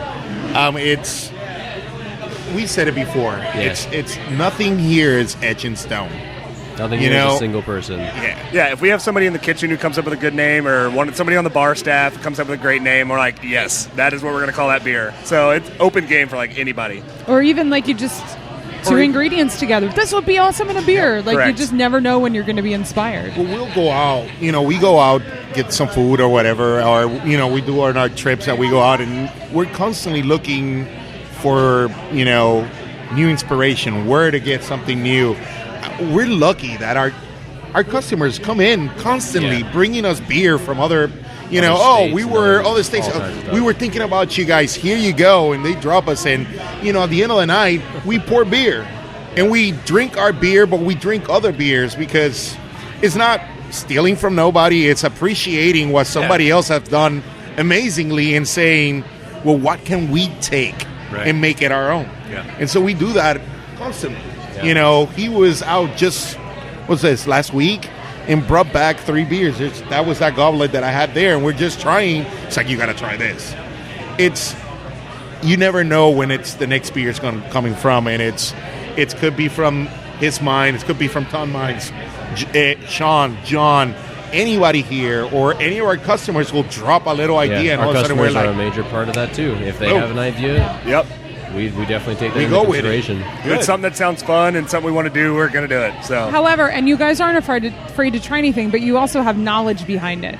Like, you have sense enough to know, like, what's going to work. Like, especially you with the culinary side and the flavors, and your brewing background as well. And Sean with your brewing background, so you can be smart about it as well. I'm sure there's people that come in here and say stuff, and you're like, there's no effing way that's going to work. Like, no okay, way. yeah, we'll think about that one. Sure. Buy one of our little 2-gallon barrels, and you can try it there. we try to do some stuff that we've never done before. We're always like pushing the envelope and doing things that are out of our comfort zone, but it's really nice to like see those things play out and to work out and try these new interesting flavors. So it's a lot of fun. Speaking of new interesting flavors, the serendipity of what we mentioned earlier, what exactly is this mixture over here? So this is the Mama said gluten is the devil mixed with there's the raspberry sour. This is actually the sour mixed with I misunderstood. I thought it was the gluten one too. I was going to recommend we taste that now, but we'll wait until we've had the sour. Yes. all right, Just coming up. We're close. All right. we are Power through it, guys. only 3 beers away, 2 beers away from it. So next one is our E-Speed Repeat. It's our Session IPA. That one went out to GABF. Yeah, this is one we've done like a couple different variations of over the past couple years. We really kind of settled in on a combination of hops that we really like. It's Citra and Amarillo hops. Thing is really light and crushable, and it's just like packed full of hop flavor. I really love this beer. It's another one of those ones you can just crush all day long out in the hot weather. It's fantastic. That one's really nice. That is like, to me, it's like a classic pale ale flavor to it. You know, it's like it's not super in your face. It's not overly bitter. It drinks really smooth, but it still has that hop character. And even lighter. It's like 4.5%. So I mean, well, definitely one of those beers you can have a couple of. It's a very light body, but in a very nice way. Yeah. I was trying to think of a better adjective. What the kids used to call lawnmower beers. I don't know if they call them that anymore. It's an elevated. It's an elevated lawnmower. An elevated lawnmower I thought you were beer. going to say elevator beer. Like, what's It's that? an elevator beer. It's a beer you can drink on an elevator. Oh yeah, sure. Why It's not? so crushable you can drink it. I was going to say, it's a on the beer you can elevator ride. finish on an elevator. It's the elevator pitch of beers. I buy that. I think we just invented a term. We have to make an elevator beer now, for Yes. sure. Yeah, What yeah. would you want to drink if you were stuck on an elevator? Well, you can call it London There's a new name Elevator. right You there. can nod to the Aerosmith Depends song. how long. Yeah. If it's a quick ride, just something. But if you're stuck in there, you might need something Yep. like barrel aged, dark, and high in alcohol. Yeah, I want my 2.5 gallon barrel, please. Will you deliver them? You should. So 8 is it takes brew to Takes brew to mango. mango. Ah. Exciting. The Ocho. American wheat ale a bold with strategy. a ton of mango puree in it. Another beer packed full of fruit. You can see that trend happening. You can see it, you can taste it. Oh yeah. Now, you guys do that a lot, but do you have several fruity beers on now because of the weather? So now we're getting into colder weather, we'll see the transition of the tap list, as it were. It does. It is, and it's already. Yeah, and hopefully, we'll have some, higher ABV stuff coming out for the wintertime, kind of warm you up in the cold weather. And we do have some more sours coming out. Got a couple collaborations that we're working on. We did a cool little event called Mutants of Wort, where we brewed wort and actually had a lot of homebrewers come and pick up the wort that we had made, and then they did different variations of the beer. And we were able to kind of do a little contest and pick a couple that we liked, and we're going to bring those guys in and try to recreate those beers. That's so cool. that'll be a lot of fun. That's a really cool idea. Yep. So can you tease any of these beers, or are they still top secret? Oh, we can tease them for sure. Let's One do of it. them is a coconut mango IPA. What? And then the other one is also mango beer, but the guy used a ton of cardamom, which really gives off this resinous sweet. It's almost like hops without the bitterness. And I'm extremely excited to try that. Very unique. Yeah. I'm sold. Very unique. You got two of my favorite things right there. I'm in. It was very unique. So we got a bunch of them. We have We have what's coming out. Oktoberfest is coming out very shortly. Yep, that'll be next week. Next I was week. going to say, yeah, do you have one? All right. Yep. So, and then You guys ever done a pumpkin beer? I don't remember. We don't do a pumpkin beer, but we do a butternut squash beer. Okay, fair. Okay, Yeah, fair enough. so that'll be our butternut squash brown ale. Wait, we had What's that. up, butternut? I was going to say, I'm pretty sure we have. Yeah. No, there was something because you had it, but then you added stuff to it for Christmas or something. Wasn't that the beer? Oh, we did do the Festus Sweaterist. Yeah. That was the Yes. big Belgian spiced ale.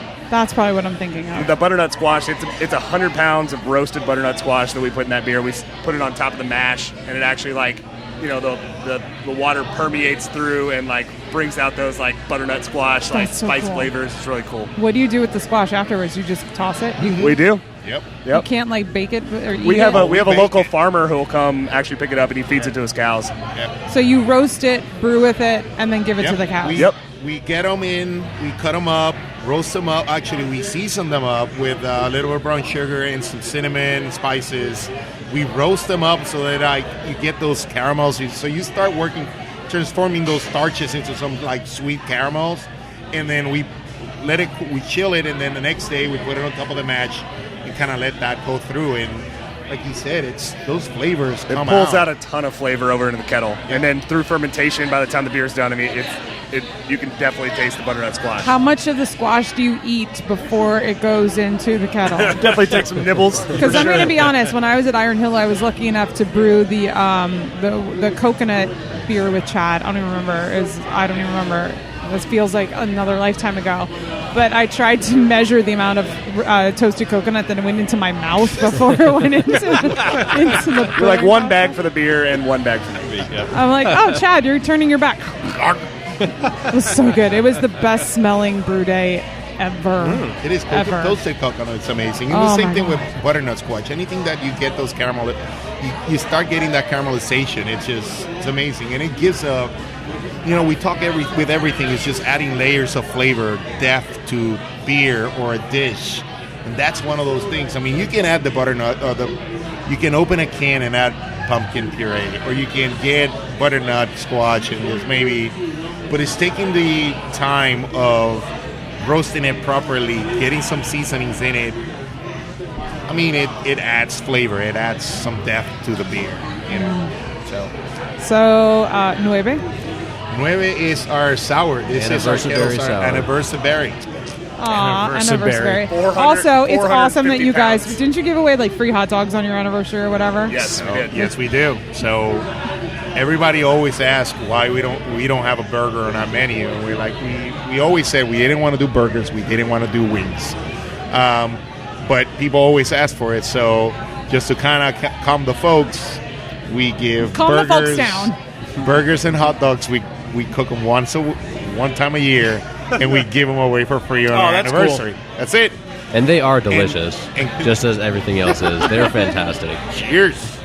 And we always brew a kettle sour. This was anniversary. Yep. It's so good. Third year in a row. Raspberries. Yep, lots of raspberry. Shit ton of raspberries. Yes, 440 pounds of raspberry. Oh, wow. That's probably easily double the amount of fruit that we ever use in a beer here. Yep. Wow. So it is extremely raspberry forward, bright pink. It's definitely a beer if you see on the bar. I mean, you have to order. You're like, one. what is that? People stop me all the time. What was that you just poured? Yep. It's so pink. It's so bright. That's an anniversary sour. And it's not overly sour, overly tart or anything. Nope. It's very approachable. It is. Yeah, the raspberry really balances that out. I mean, it has some tartness of its own, but that nice sugary flavor from that kind of counteracts the tartness from the kettle sour itself. Right. So you mentioned there'll be other sours coming up soon. Yes. We're looking at doing a blackberry sour. Oh, nice. Oh. Very nice. Yeah. I approve. No, we'll keep the name. I think it's enough Maybe BS we'll to go it. around. Is the name... Another BS. No, enough BS to go around. BS to go around. Blackberry sour. Blackberry sour. All right. And that was not like that. us, by the way. That was the person who came up with the recipe, and that's a fantastic name. Perfect. I love you guys. You just do not take yourselves too seriously at all. Yeah. And that's just the best. Then we have to call it work. Yeah, That's true. That You is know? true. That's why you call them That's- family, too. yeah, That's right. It's a lot of fun. I tell We Fred- have tough days. We do. We do. But we never forget to have fun and to this is one of the coolest jobs ever in the world. You wake up at 6 in the morning and we make beer. Yeah. It's how cool is that? Yeah. And we get to come here and brew, cook, serve, attend, people a community that has supported us for 3 years, and they still coming in, and they're grateful that we're here, and we're like, no, we're grateful that you're coming in, because there's about right now there's a brewery popping one every other place. I'm surprised there's not one across the street. And we said it's Friday, and we have people lined up to come in. Well, it's a blessing. And I think that has a lot to do, and it's something I thought of earlier when Tom first sat down was, you can open a brew pub, you can open a tap room, and not really care about customer service. People are going to come in and buy beer. But you're not going to last, because another place is going to open up down the street, and their beer is going to be just as good, better, or worse, but it's going to be a cooler place to hang out. So, having that sort of drive to make it a good experience in the front of house, a good experience as a restaurant, a local bar, and a brewery, and a community spot, I think, is part of the reason why you're still packed here 3 years, after opening. It's pretty awesome. Right, and I think that a lot of it, too, because, I'll tell people all the time, I've told Francisco and Sean and Greg, I love this place. Coming to work, it doesn't seem like coming to work. I wake up and I have all my normal stuff to do, but I love coming to work, and that's something that you don't get just anywhere, And I'll tell our customers that, and everybody knows that the people who work here, they love it. The people who come in, they love it, and that's how it is. Just like you said. Well, you said it. It's connections. Yeah. And we connect. We genuinely care, and we connect with our customers, and it's those bonds, it's those relationships that we build from day one that are continue to carry us over, and then they go somewhere else and they want to share that with their friends. They're like, hey, you need to come here and talk to Tom and talk to Sean and talk to Greg, talk to myself, any of our staff. It's just they connect, they care, that they want to build a relation with our customers. Speaking of caring, I think we need to talk about Puerto Rico for a moment. Yes, that is true. I wanted to bring that up. My heart melts every time I see it on your social media. But, I think everyone knows the devastation that is down there. And a big part of you is, Puerto Rico, of course. You have done so much to help, and you've been back. And so you want to talk about that for a minute? Yeah. No, it's, being born and raised in Puerto Rico, it's always dear to me. That's our, my roots started there. Now my roots are Lancaster. That's where my family is. But still, Puerto Rico is always so dear to me. And seeing how it went through devastation, it was for us, it was a no-brainer to think about, okay, how can we help out? All of us have been blessed with being in this position of, influence other folks. And I think that I couldn't go to bed. And I think with everybody here, it's like we couldn't go to bed without not trying to do something with that, with that influence, that we have. So we came up with our first fundraiser that we did back in December. We brewed a beer called There Goes Maria. It was a kettle sour with pineapple. That beer was supposed to be brewed in Puerto Rico in collaboration with a brewery called Ocean Lab. That didn't happen because literally I was flying into Puerto Rico that Wednesday, and Wednesday was when Maria was coming through. So we did it here. We donated the proceeds. We did a fundraiser here. We raised a ton of money and continue to raise awareness. And we were able to go back home and donate that to a couple people, and it's still going around. There's still people that are getting benefit out of that original. And then we've had other folks come in and ask, hey, what are you doing? We would like to help you out. So back in July, gym that I attend, so I do CrossFit in Ephrata. It's CrossFit Ephrata. And two of the ladies that are in my class said, hey, we would love to help you out. So they got the community together in Ephrata. A bunch of other businesses went in. all the members, and unbelievable, we raised a ton of money that we sent back to this orphanage that we helped out the first time. So it's unbelievable. People want to help out. People want to give, and we are in a position to be able to kind of, put, this person with this person, and it takes a little bit of time, but it helps so much that why wouldn't you not do it? So for us, we've done it before. We did what was it, breast? Yeah, we did breast cancer awareness. Yep. With the pink glasses. Yep. Yeah. So we always try to look somehow, some way to help out the community because we have to. Just having the opportunity to help out is fantastic. Right? Yeah. So what is the current state in Puerto Rico right now? I mean, things are getting better. Obviously there's a lot of work. But what's incredible, it's a spirit. It's as people are. They're willing to continue to help each other out, and they've gotten together and they continue to help the community to continue to grow and evolve. And we say it was Puerto Rico before Maria, and now it's Puerto Rico after Maria. But when things like that happen, it makes you go back to like your roots. It's like what we were. We've always been a people of helping each other out and giving more than what we have for somebody else, and you feel that sense of community back in Puerto Rico, and it's amazing. So yeah, the infrastructure it needs work. They've been blessed that there's yet, knock on wood, hasn't been a hurricane that's passed through or nearby. So hopefully nothing happens and they continue to grow. And as we can, we will continue to help out however we can. And what better way to actually cultivate a sense of community than helping out people that are in need like that? That's amazing. It's incredible. For sure. So we have one more beer at the table. We have that. I can't believe we've come this far. That mixture. I can't believe you've done this. This is it's the sour. This is the anniversary sour mixed with the across the pond Baltic Porter. Which we have. It was meant to be. Yep. It's like a chocolate covered raspberry kind of thing without having the real chocolatey chocolate. Oh wow, this is really good. Yeah. You get that roasted, like kind of cocoa, and then the raspberry and that tartness kind of come through and almost cleans your palate. It's like a raspberry truffle. It is. Pretty much. Yes. Yeah. Who originally thought to do this? I think it was John. Yeah, I think it was John. He got it the other day, and then I was like, "That sounds really good." I got it good last job, night. John. Yeah. Well, can we steal the two of you for a few minutes longer to play a game with us? Yes, because the more the merrier. Absolutely. Well, I think on that note, then. Well, speaking of gifts from our patrons. Oh yeah. Is this a James game? Cheers, Internet. And welcome to Happy Fun Time Games, the podcast trivia segment that happily exploits unpaid interns.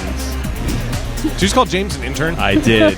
Well, not only is he unpaid, he pays us to be able to do this. He also brought us that six-pack, and it's literally sitting right there. Oh, and I got a message from someone asking to be able to send you stuff. Oh, yeah. Did he contact you? Because he's like, who do I contact so you guys don't know the answers?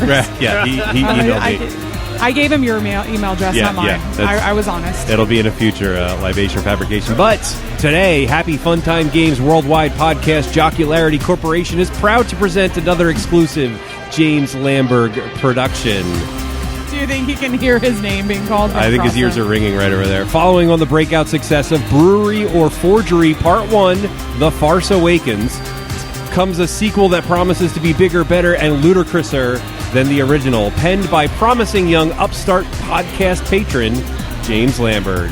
Thank you, James. So yes, James did my job for me again. He sent me another Google document full of real and fake brewery names, and so that's what we're doing in the game today. I'm going to give you the name of something. You have to tell me if that's the real name of a real brewery or something fake that James made up. And we'll alternate who goes first, round robin style. And we will begin to my left. Tom, you're in the hot seat. Always starts to my left. Tell me, is this a real brewery or is this fake? This is Fake Brewing Company. That's the name? But this is Fake Brewing Company? It's a fake brewing company. Why not? I'm going to say that it's a real company. All right, saying real. Sean, what do you think? Yes, it's real. Also saying real, Francisco. Somebody has to break the thing. So, no, it's not real. We can't all agree together, right? For the block, Steph. I don't know. I think it's real. All right, Steph saying it's real, and finally Dan. I think it's fake. Dan is saying It is fake. Well, whether it's real or not. Touche. Chucho and Dan are correct. Because it is fake. Fake Brewing Company is fake news. There is, however, a beer called Fake Brews by Artifacts Brewing Company, which is in California. Moving on to our next brewery of the game, and Sean's going to guess first on this one. Is this a real brewery or is this fake? This is called Bogus Brewing Company. Oh, my God. I'm saying fake. All right, Sean is saying that is fake. Francisco. I'm going that it is actually a brewery called Bogus Brewery. Francisco is saying that is real. Steph. All right, I'll say real. Steph saying real. Dan? I'll say real as well. All right, and rounding it out with Tom, real or fake? It really sounds real, to be honest. Sounding really real. Sean was the only one who was wrong. Man. Because wanted to be the only one who was right. Bogus Brewing Company is real, sort of. Wait, what? It's kind of a trick question. Bogus Brewing Company was a real brewery. In Boise, Idaho. In 2014, nearby Bogus Basin Recreational Association approached the brewery regarding the fact that the two organizations share a first name. Bogus Basin gave them 6 months to select and implement a new name, but pledged to help defray the associated costs. Bogus Brewing then became the much more boringly titled Boise Brewing.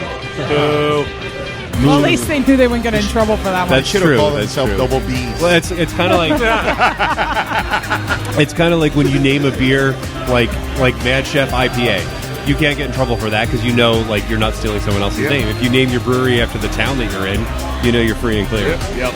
All right, moving on to our next brewery of the game, and Steph is going to guess first on this one. And Wait, this is Francisco doesn't have to I'm go sorry. first? He's bumping me. I skipped. I'm so sorry. How could I forget Chucho? You said Chucho. I skipped Francisco. Francisco's going to guess first on this one. This is Butternuts Beer and Ale.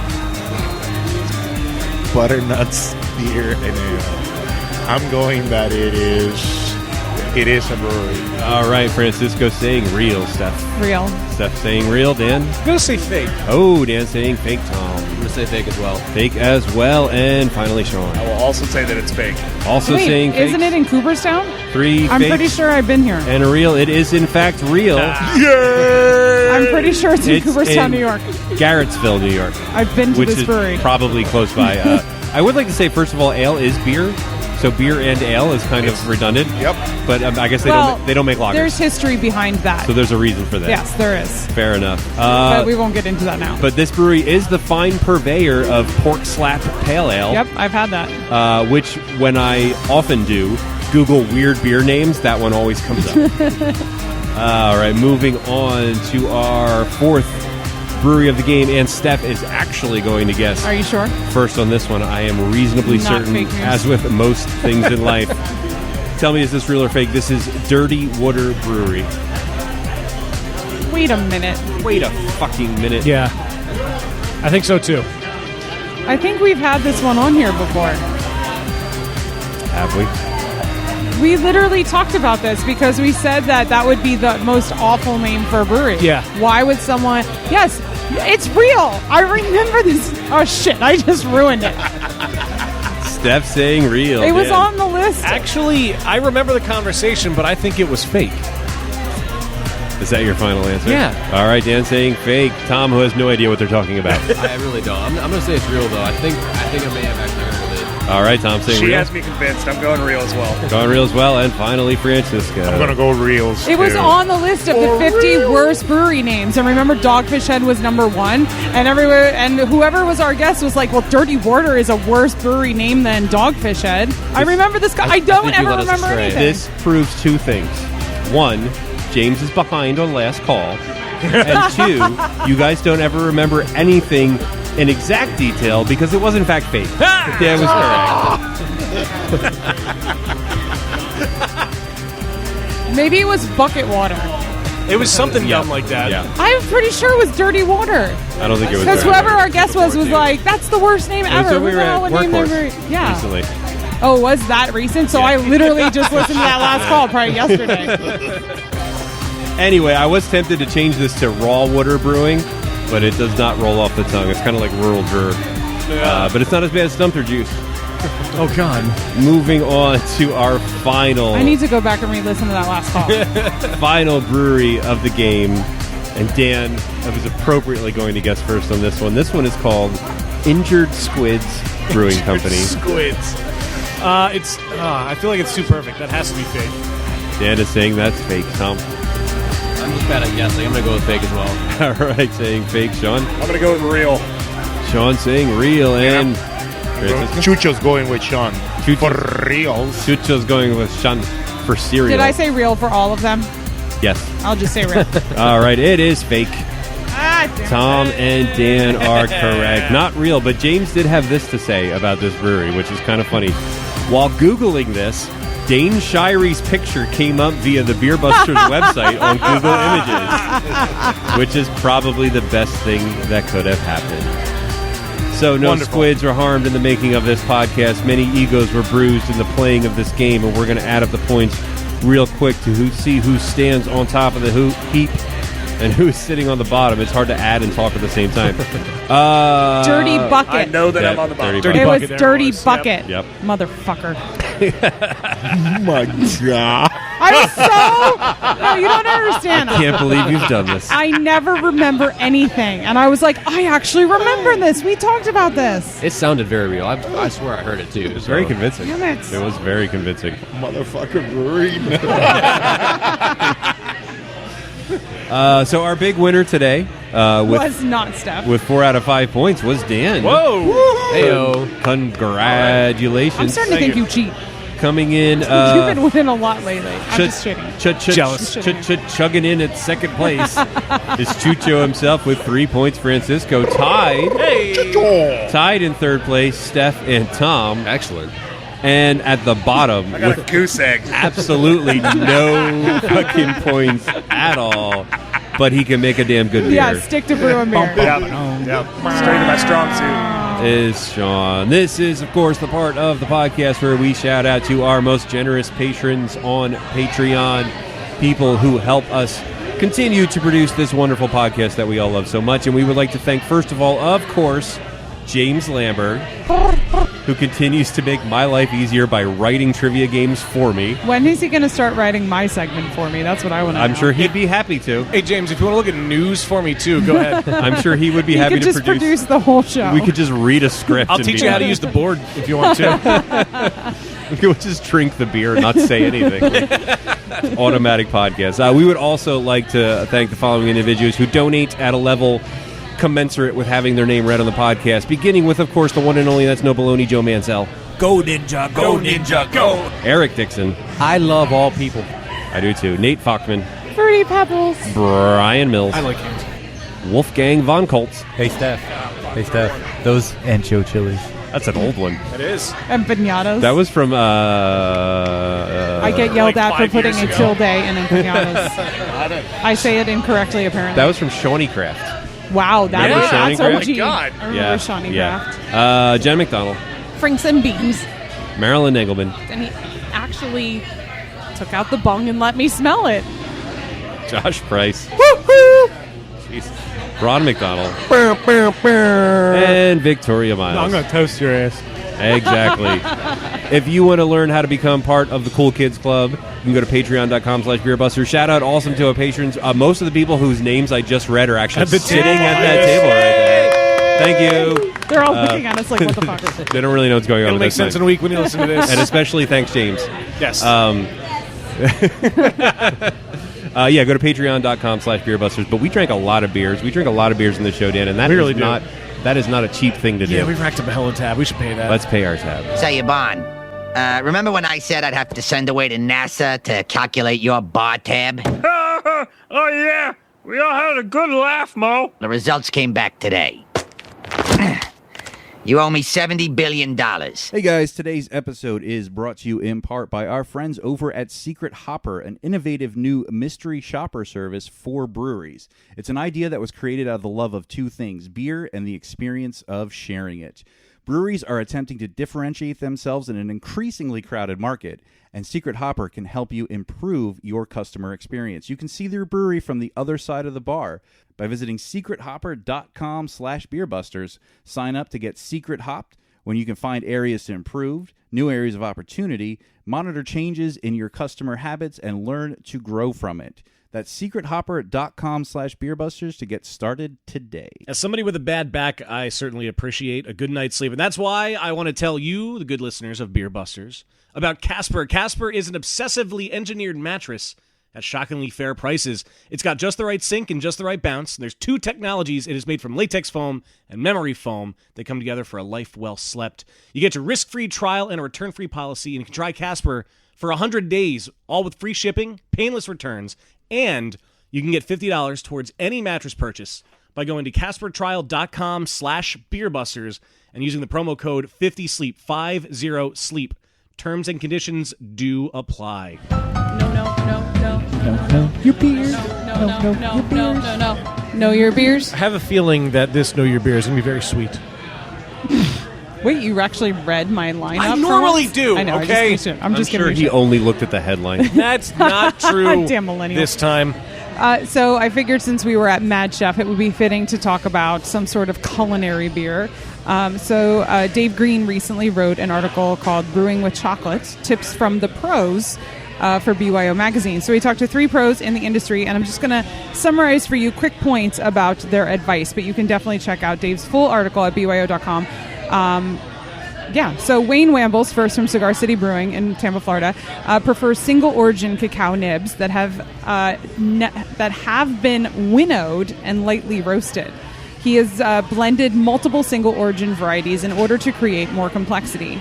He prefers to add his cocoa nibs into during secondary using recirculation and fusion to hit his target aroma and flavor. They use a separate vessel that keeps the nibs out of the fermenter or bright tank. The nibs are added to the infusion vessel, and the beer is recirculated through that vessel and back into the fermenter or bright tank until the desired impact has been hit. The remaining beer is then pushed out of the infusion vessel and back into the fermenter or bright tank with CO2. This process creates a homogeneous mixture of beer and chocolate. Then Chris Main from Northshire Brewery says that brewing with chocolate can be a rewarding adventure or a terrible disappointment. To get the chocolate intensity you want, start with dark crystal malt, then add a healthy amount of chocolate malt or dark chocolate malt. Use up to 10% chocolate malt of the total grain bill. Higher mash temps will help with sweetness, but can also strip some undesirables from dark malts. Adding roasted barley and black malts later in the mash can help reduce these astringent gremlins. I had to keep that word. He did use that word. You can add cocoa nibs in the mash, and it will give it subtle cocoa flavors. The boil is when you want to add solid chocolates. He prefers using high percentage cocoa chocolates, like 92 to 94%. Grating the chocolate will help dissolve it into the solution, and after active fermentation, they then will add their cocoa nibs. He runs the nibs through the autoclave before adding to the fermenter, but a pressure cooker will do just fine as well. Then they talked to John Nancy from Chocolate Alchemy, and he prefers using cocoa in what has become the classics, porters, stouts, and barley wines, but would love to see people getting outside the box, like using a Doppelbock, a cocoa ESB, certain Belgian ales, or even some Wits or Brett beers. John goes on to talk about roasting cocoa beans, suggesting that you start hot, like 350 to 400 degrees Fahrenheit for a very short amount of time, and then slowly lower to your target temperature, which would be about 275 to 300. Now, this is out for about 2 pounds of beans. The more you roast, the higher your initial temperature should be, and the time, of course, will be a little longer. For more advice on designing recipes, making sure your beer is balanced, and what to do with whole roasted cocoa beans, check out the full article. I typed episode. How funny is that? The full article on BYO.com. And, of course, for your free issue of BYO Magazine, please click on the red banner at BeerBustersPodcast.com. Beer me! Beer me! Beer me! Beer me! Round 2, fight. We have Are more we beer. up to once? We got beer. Diez? So we ended it. We're at 10. Once. Let's start with once, and then we finish with the yeah, other because two. the mix was 10, so we're at once. Yeah, we are, which is So Well, once is our this one all up in our hibiscus. Wait, all up in your is that, all up in your is that correct? We good? Oh, all right. And so it is a session IPA. It was the first beer we put in the 15 barrel fermenter. our new double-sized fermenter that we got. It was the first double batch that we did. We actually split that batch in half. Did kind of a regular session IPA, and then this is like a spin-off that we did with a lot of like dried hibiscus leaves that we actually did not do in the boil, so it didn't bring through as much of that like crimson, really like blood red flavor or blood red color. It's just really got a nice like pink. Blood red flavor. Yeah, I like blood red. Blood red. That's very goth. Blood red flavor. It's got a little pink hue to it. Really, really nice beer. It's got this kind of like tea flavor to it that's really Yes. Yeah. Yes. It's interesting. That's it. Yep. Like if an IPA could be like a hot tea, this is That's what an it herbal is. hot tea. Yep. That's exactly what it is, Yep. in the most positive way. Yep. Don't take that negative. No, it is. It's herbal, and then the hops that we use on it was. We also kind of wanted to showcase a little bit of that herbal kind of notes to it. So I thought it's a very sessionable beer, but it has a unique twist to it. What is the next beer? Number 12 is TDD. This is the famous. Damn. So this is the acronym series beer that we were talking about earlier. It's it's kind of a mashup of West Coast and then what everybody's doing with these New England IPAs, where they really kind of soften up the mouthfeel of the beer. And we actually use this type of English yeast that brings out these really unique flavors out of the hops. Kind of different flavors that you get from a really clean, dry beer. We love just kind of experimenting with this series of beers. We always do like a different hop combination. Is this the TDD? Yes. Okay. The Too Damn Delicious. So one of our friends had this, and she gave me a sip of it. It literally tastes like a strawberry milkshake to me.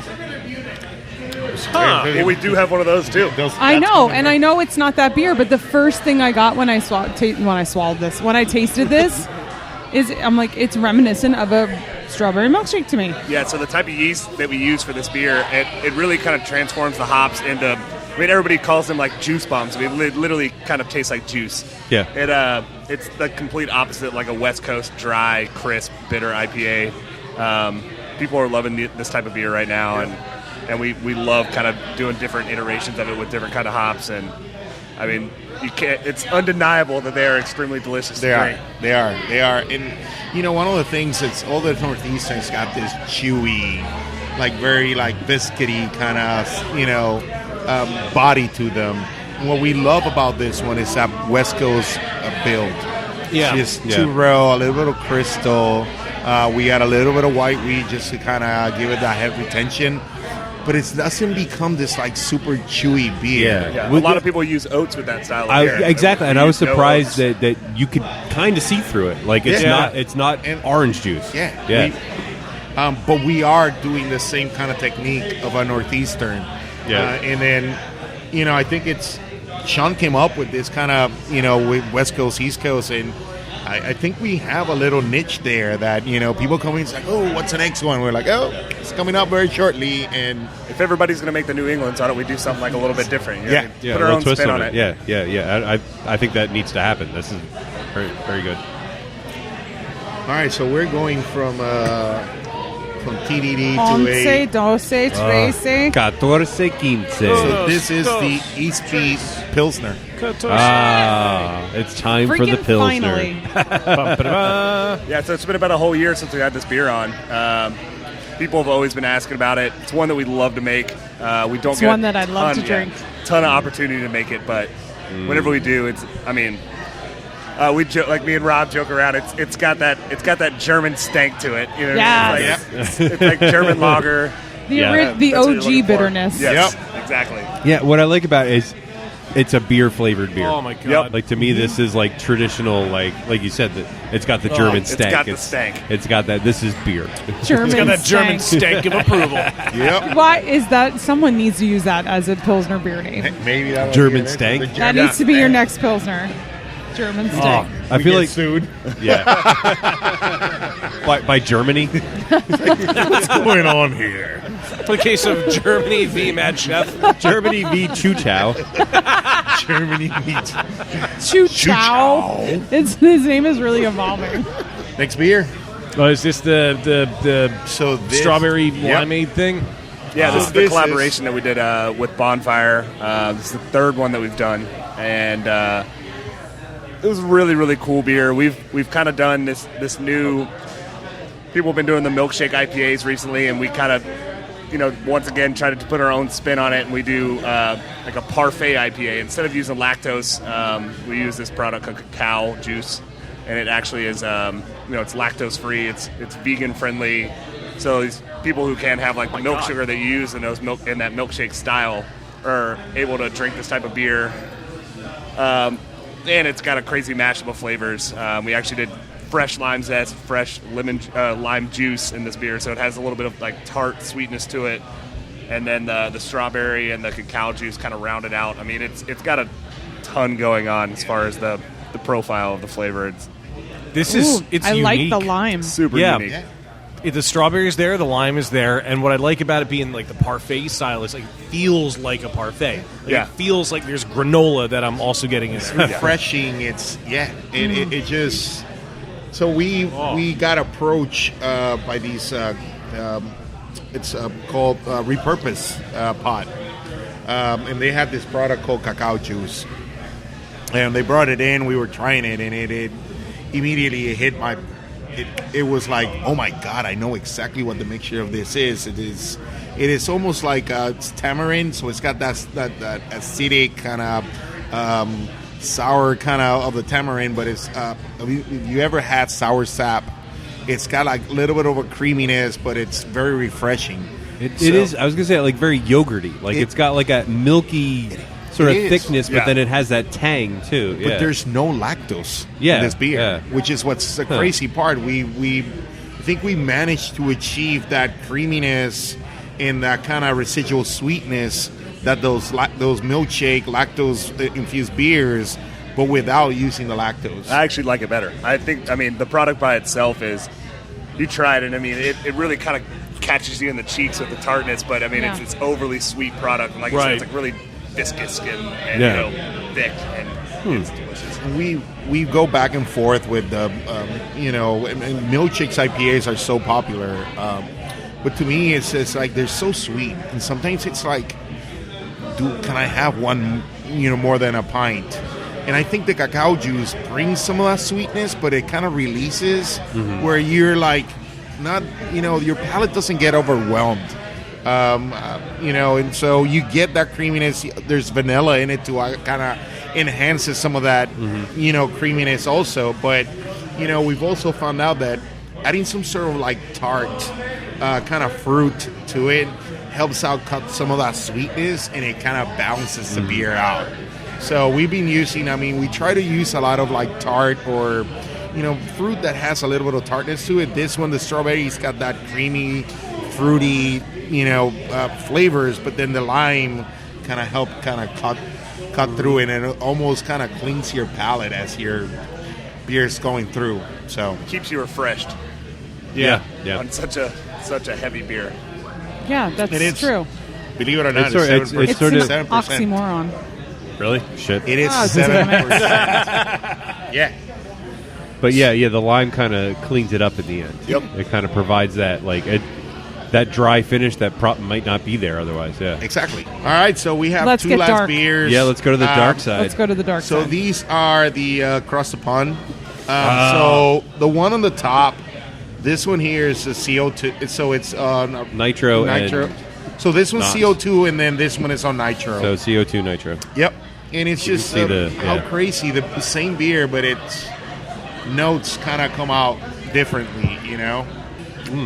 That's nice. Oh, one is way more astringent than the other. So CO2, the one in CO2 kind of brings some of that astringency. Yeah. Not astringency. Yeah, but it brings those roasted notes. Yeah. Like it brings them up. Versus the nitro makes it a little creamier, substitutes some of that maltiness. And just Really kinda, interesting because, like, the only difference is the gas that's carbonating it. Yeah. And I think it's just interesting that like the texture can affect the flavor in such a way. But you're right, like the CO2 is I don't want to say harsher because that sounds bad, but like those bubbles kind of brighten it up a little bit. Yeah, Harsh and astringent are perfectly acceptable terms when you're talking about dark malts. Dark malts. Because a lot of times you will use those dark malts purely to get that. Yeah, you want that roastiness. You want that, kind of slightly astringency because the beer is it's got a little bit of it's got a nice malt backbone, and there's a residual sweetness that you want in the beer, but at the same time, those astringencies and those roasted notes kind of help you, balance the beer out. So in one, they showcase a little bit more, and then the other one makes it like very creamy. So that's Literally. Alexis, and Hi, she Alexis. is our mixology's guru. Oh, nice. Oh yeah. So when somebody somebody comes in and they're like, "Oh, this beer is not approachable," or they're like, "I don't know," she'll do a slightly concoction of mix one beer with another, and people will come in. We have people like putting stuff on tap. It's like, "Oh, I had blah blah blah," and she'll come up with the names. And we're looking at on tap, and I'm looking at you. I'm like, when did we brew this beer, bro? It's like, so Alexis made another concoction. But you know what? She gets people to come in and drink them. So that is what we were talking before. It's that connection. We want to make sure that by any means we make sure that all our customers come in and they feel satisfied. They feel like they had the Matt Chef experience, and everybody here does. They do the little bit. Even if it's somebody says, I'm not a beer drinker, and this is too much, and somebody will come up and say, hey, why don't you try this and this, and all of a sudden they're like, oh my God, I love that, and they'll sit here and drink 3-4 pints. Somebody that probably either would have walked away, or would have drank, I don't know, would have given up and maybe drink something else. So we say it's Matt Chef. It's not Greg. It's not me. It's everybody here. It's a family. But I feel like the essence and the heart of you and Greg has just been spread to everyone here. Right. Because it has started with you, and you guys are the roots. And I was reminiscing about this earlier today. I still vividly remember the first time I met the two of you, and I judged your beers at Homebrew Harvest. I mean, Yep. And then the following year we were having the Homebrew Harvest after party here. I mean, it's just, you are an infectious duo. You are people that other people want to be around. And you're just awesome, and you have Honored. spread that to everyone here. And I mean, it was just evident in the way that your family members here talk about wanting that it's not work, and they just love being here.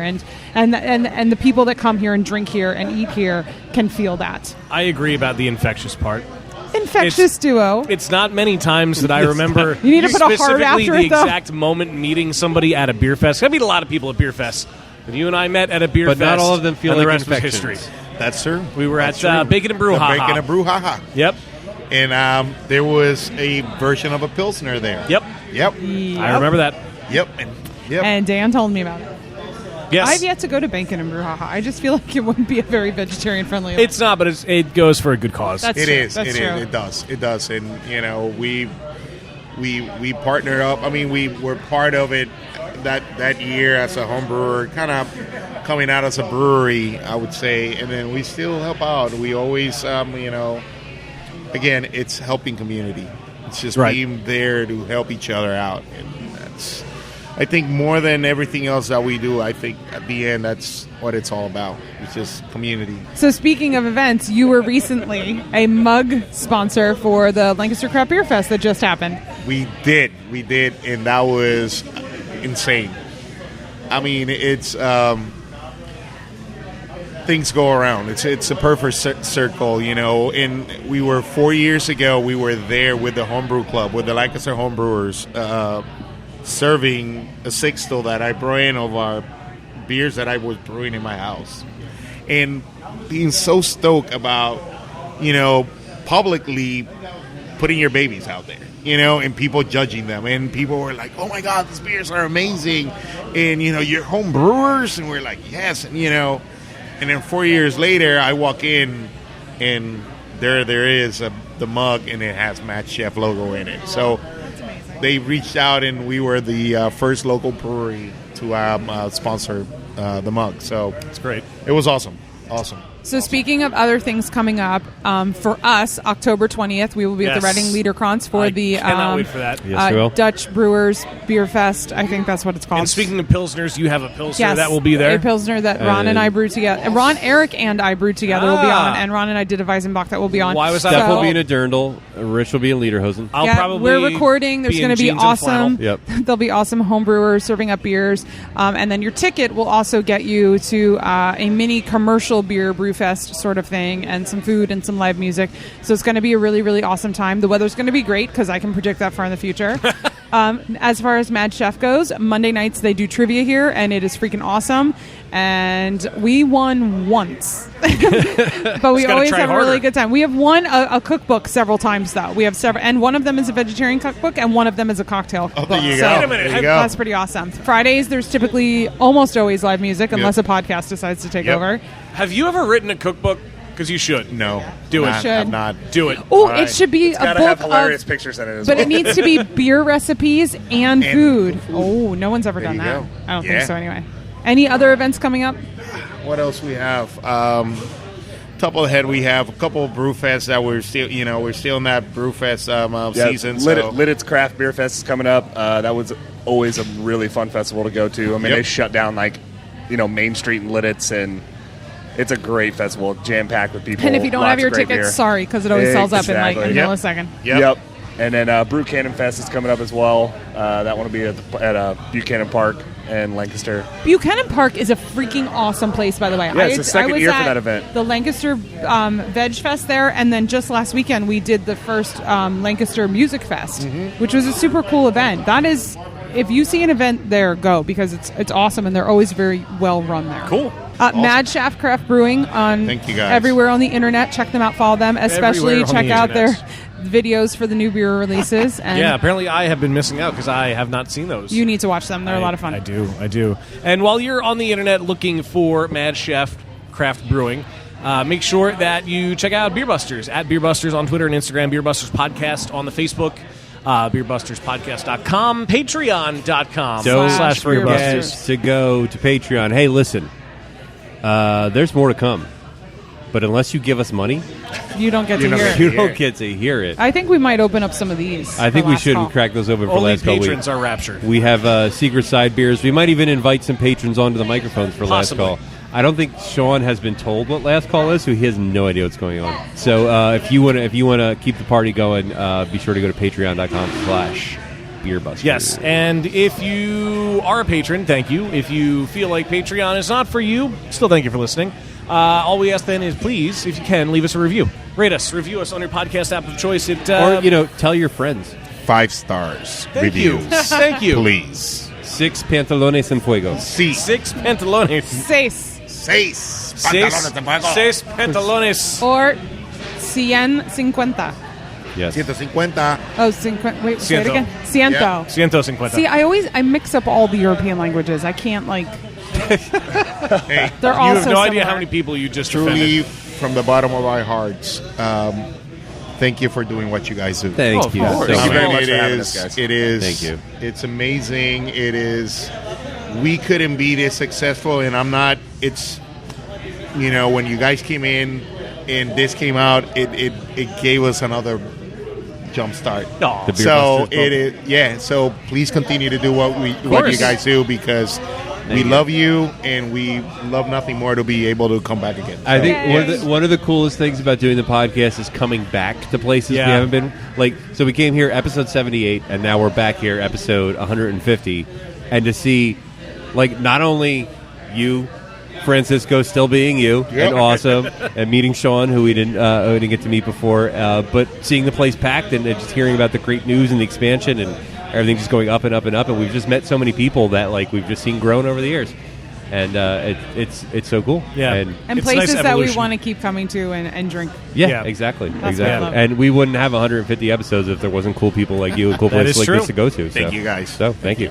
It's true. Well, on that emotional note, that does bring us to the end of another episode of Beer Busters, and it's been a lot of fun. And Hit the button. I did hit the button. You hear the music right now, right? Okay. It was delayed. It was. If you have not been to Mad Chef, you have been drinking beer wrong. If you haven't been here in a while, you are still wrong, but less wrong. But you need to correct that right away because this place is phenomenal. All the food is great. The beer is fantastic. Guys, thank you so much for having us out here. Thank you very much, guys. Yeah, and please keep everything up. I know you have beers at GABF. Good luck with all that. I hope Brown does well this time, too. Well, I'm Dan Baker. I'm joined by my co-host and brewologist, Steph Hefner. And Wayne Baker. Squids. Choo-choo. Come on, ride the train. Choo-choo. Choo-choo, ride it.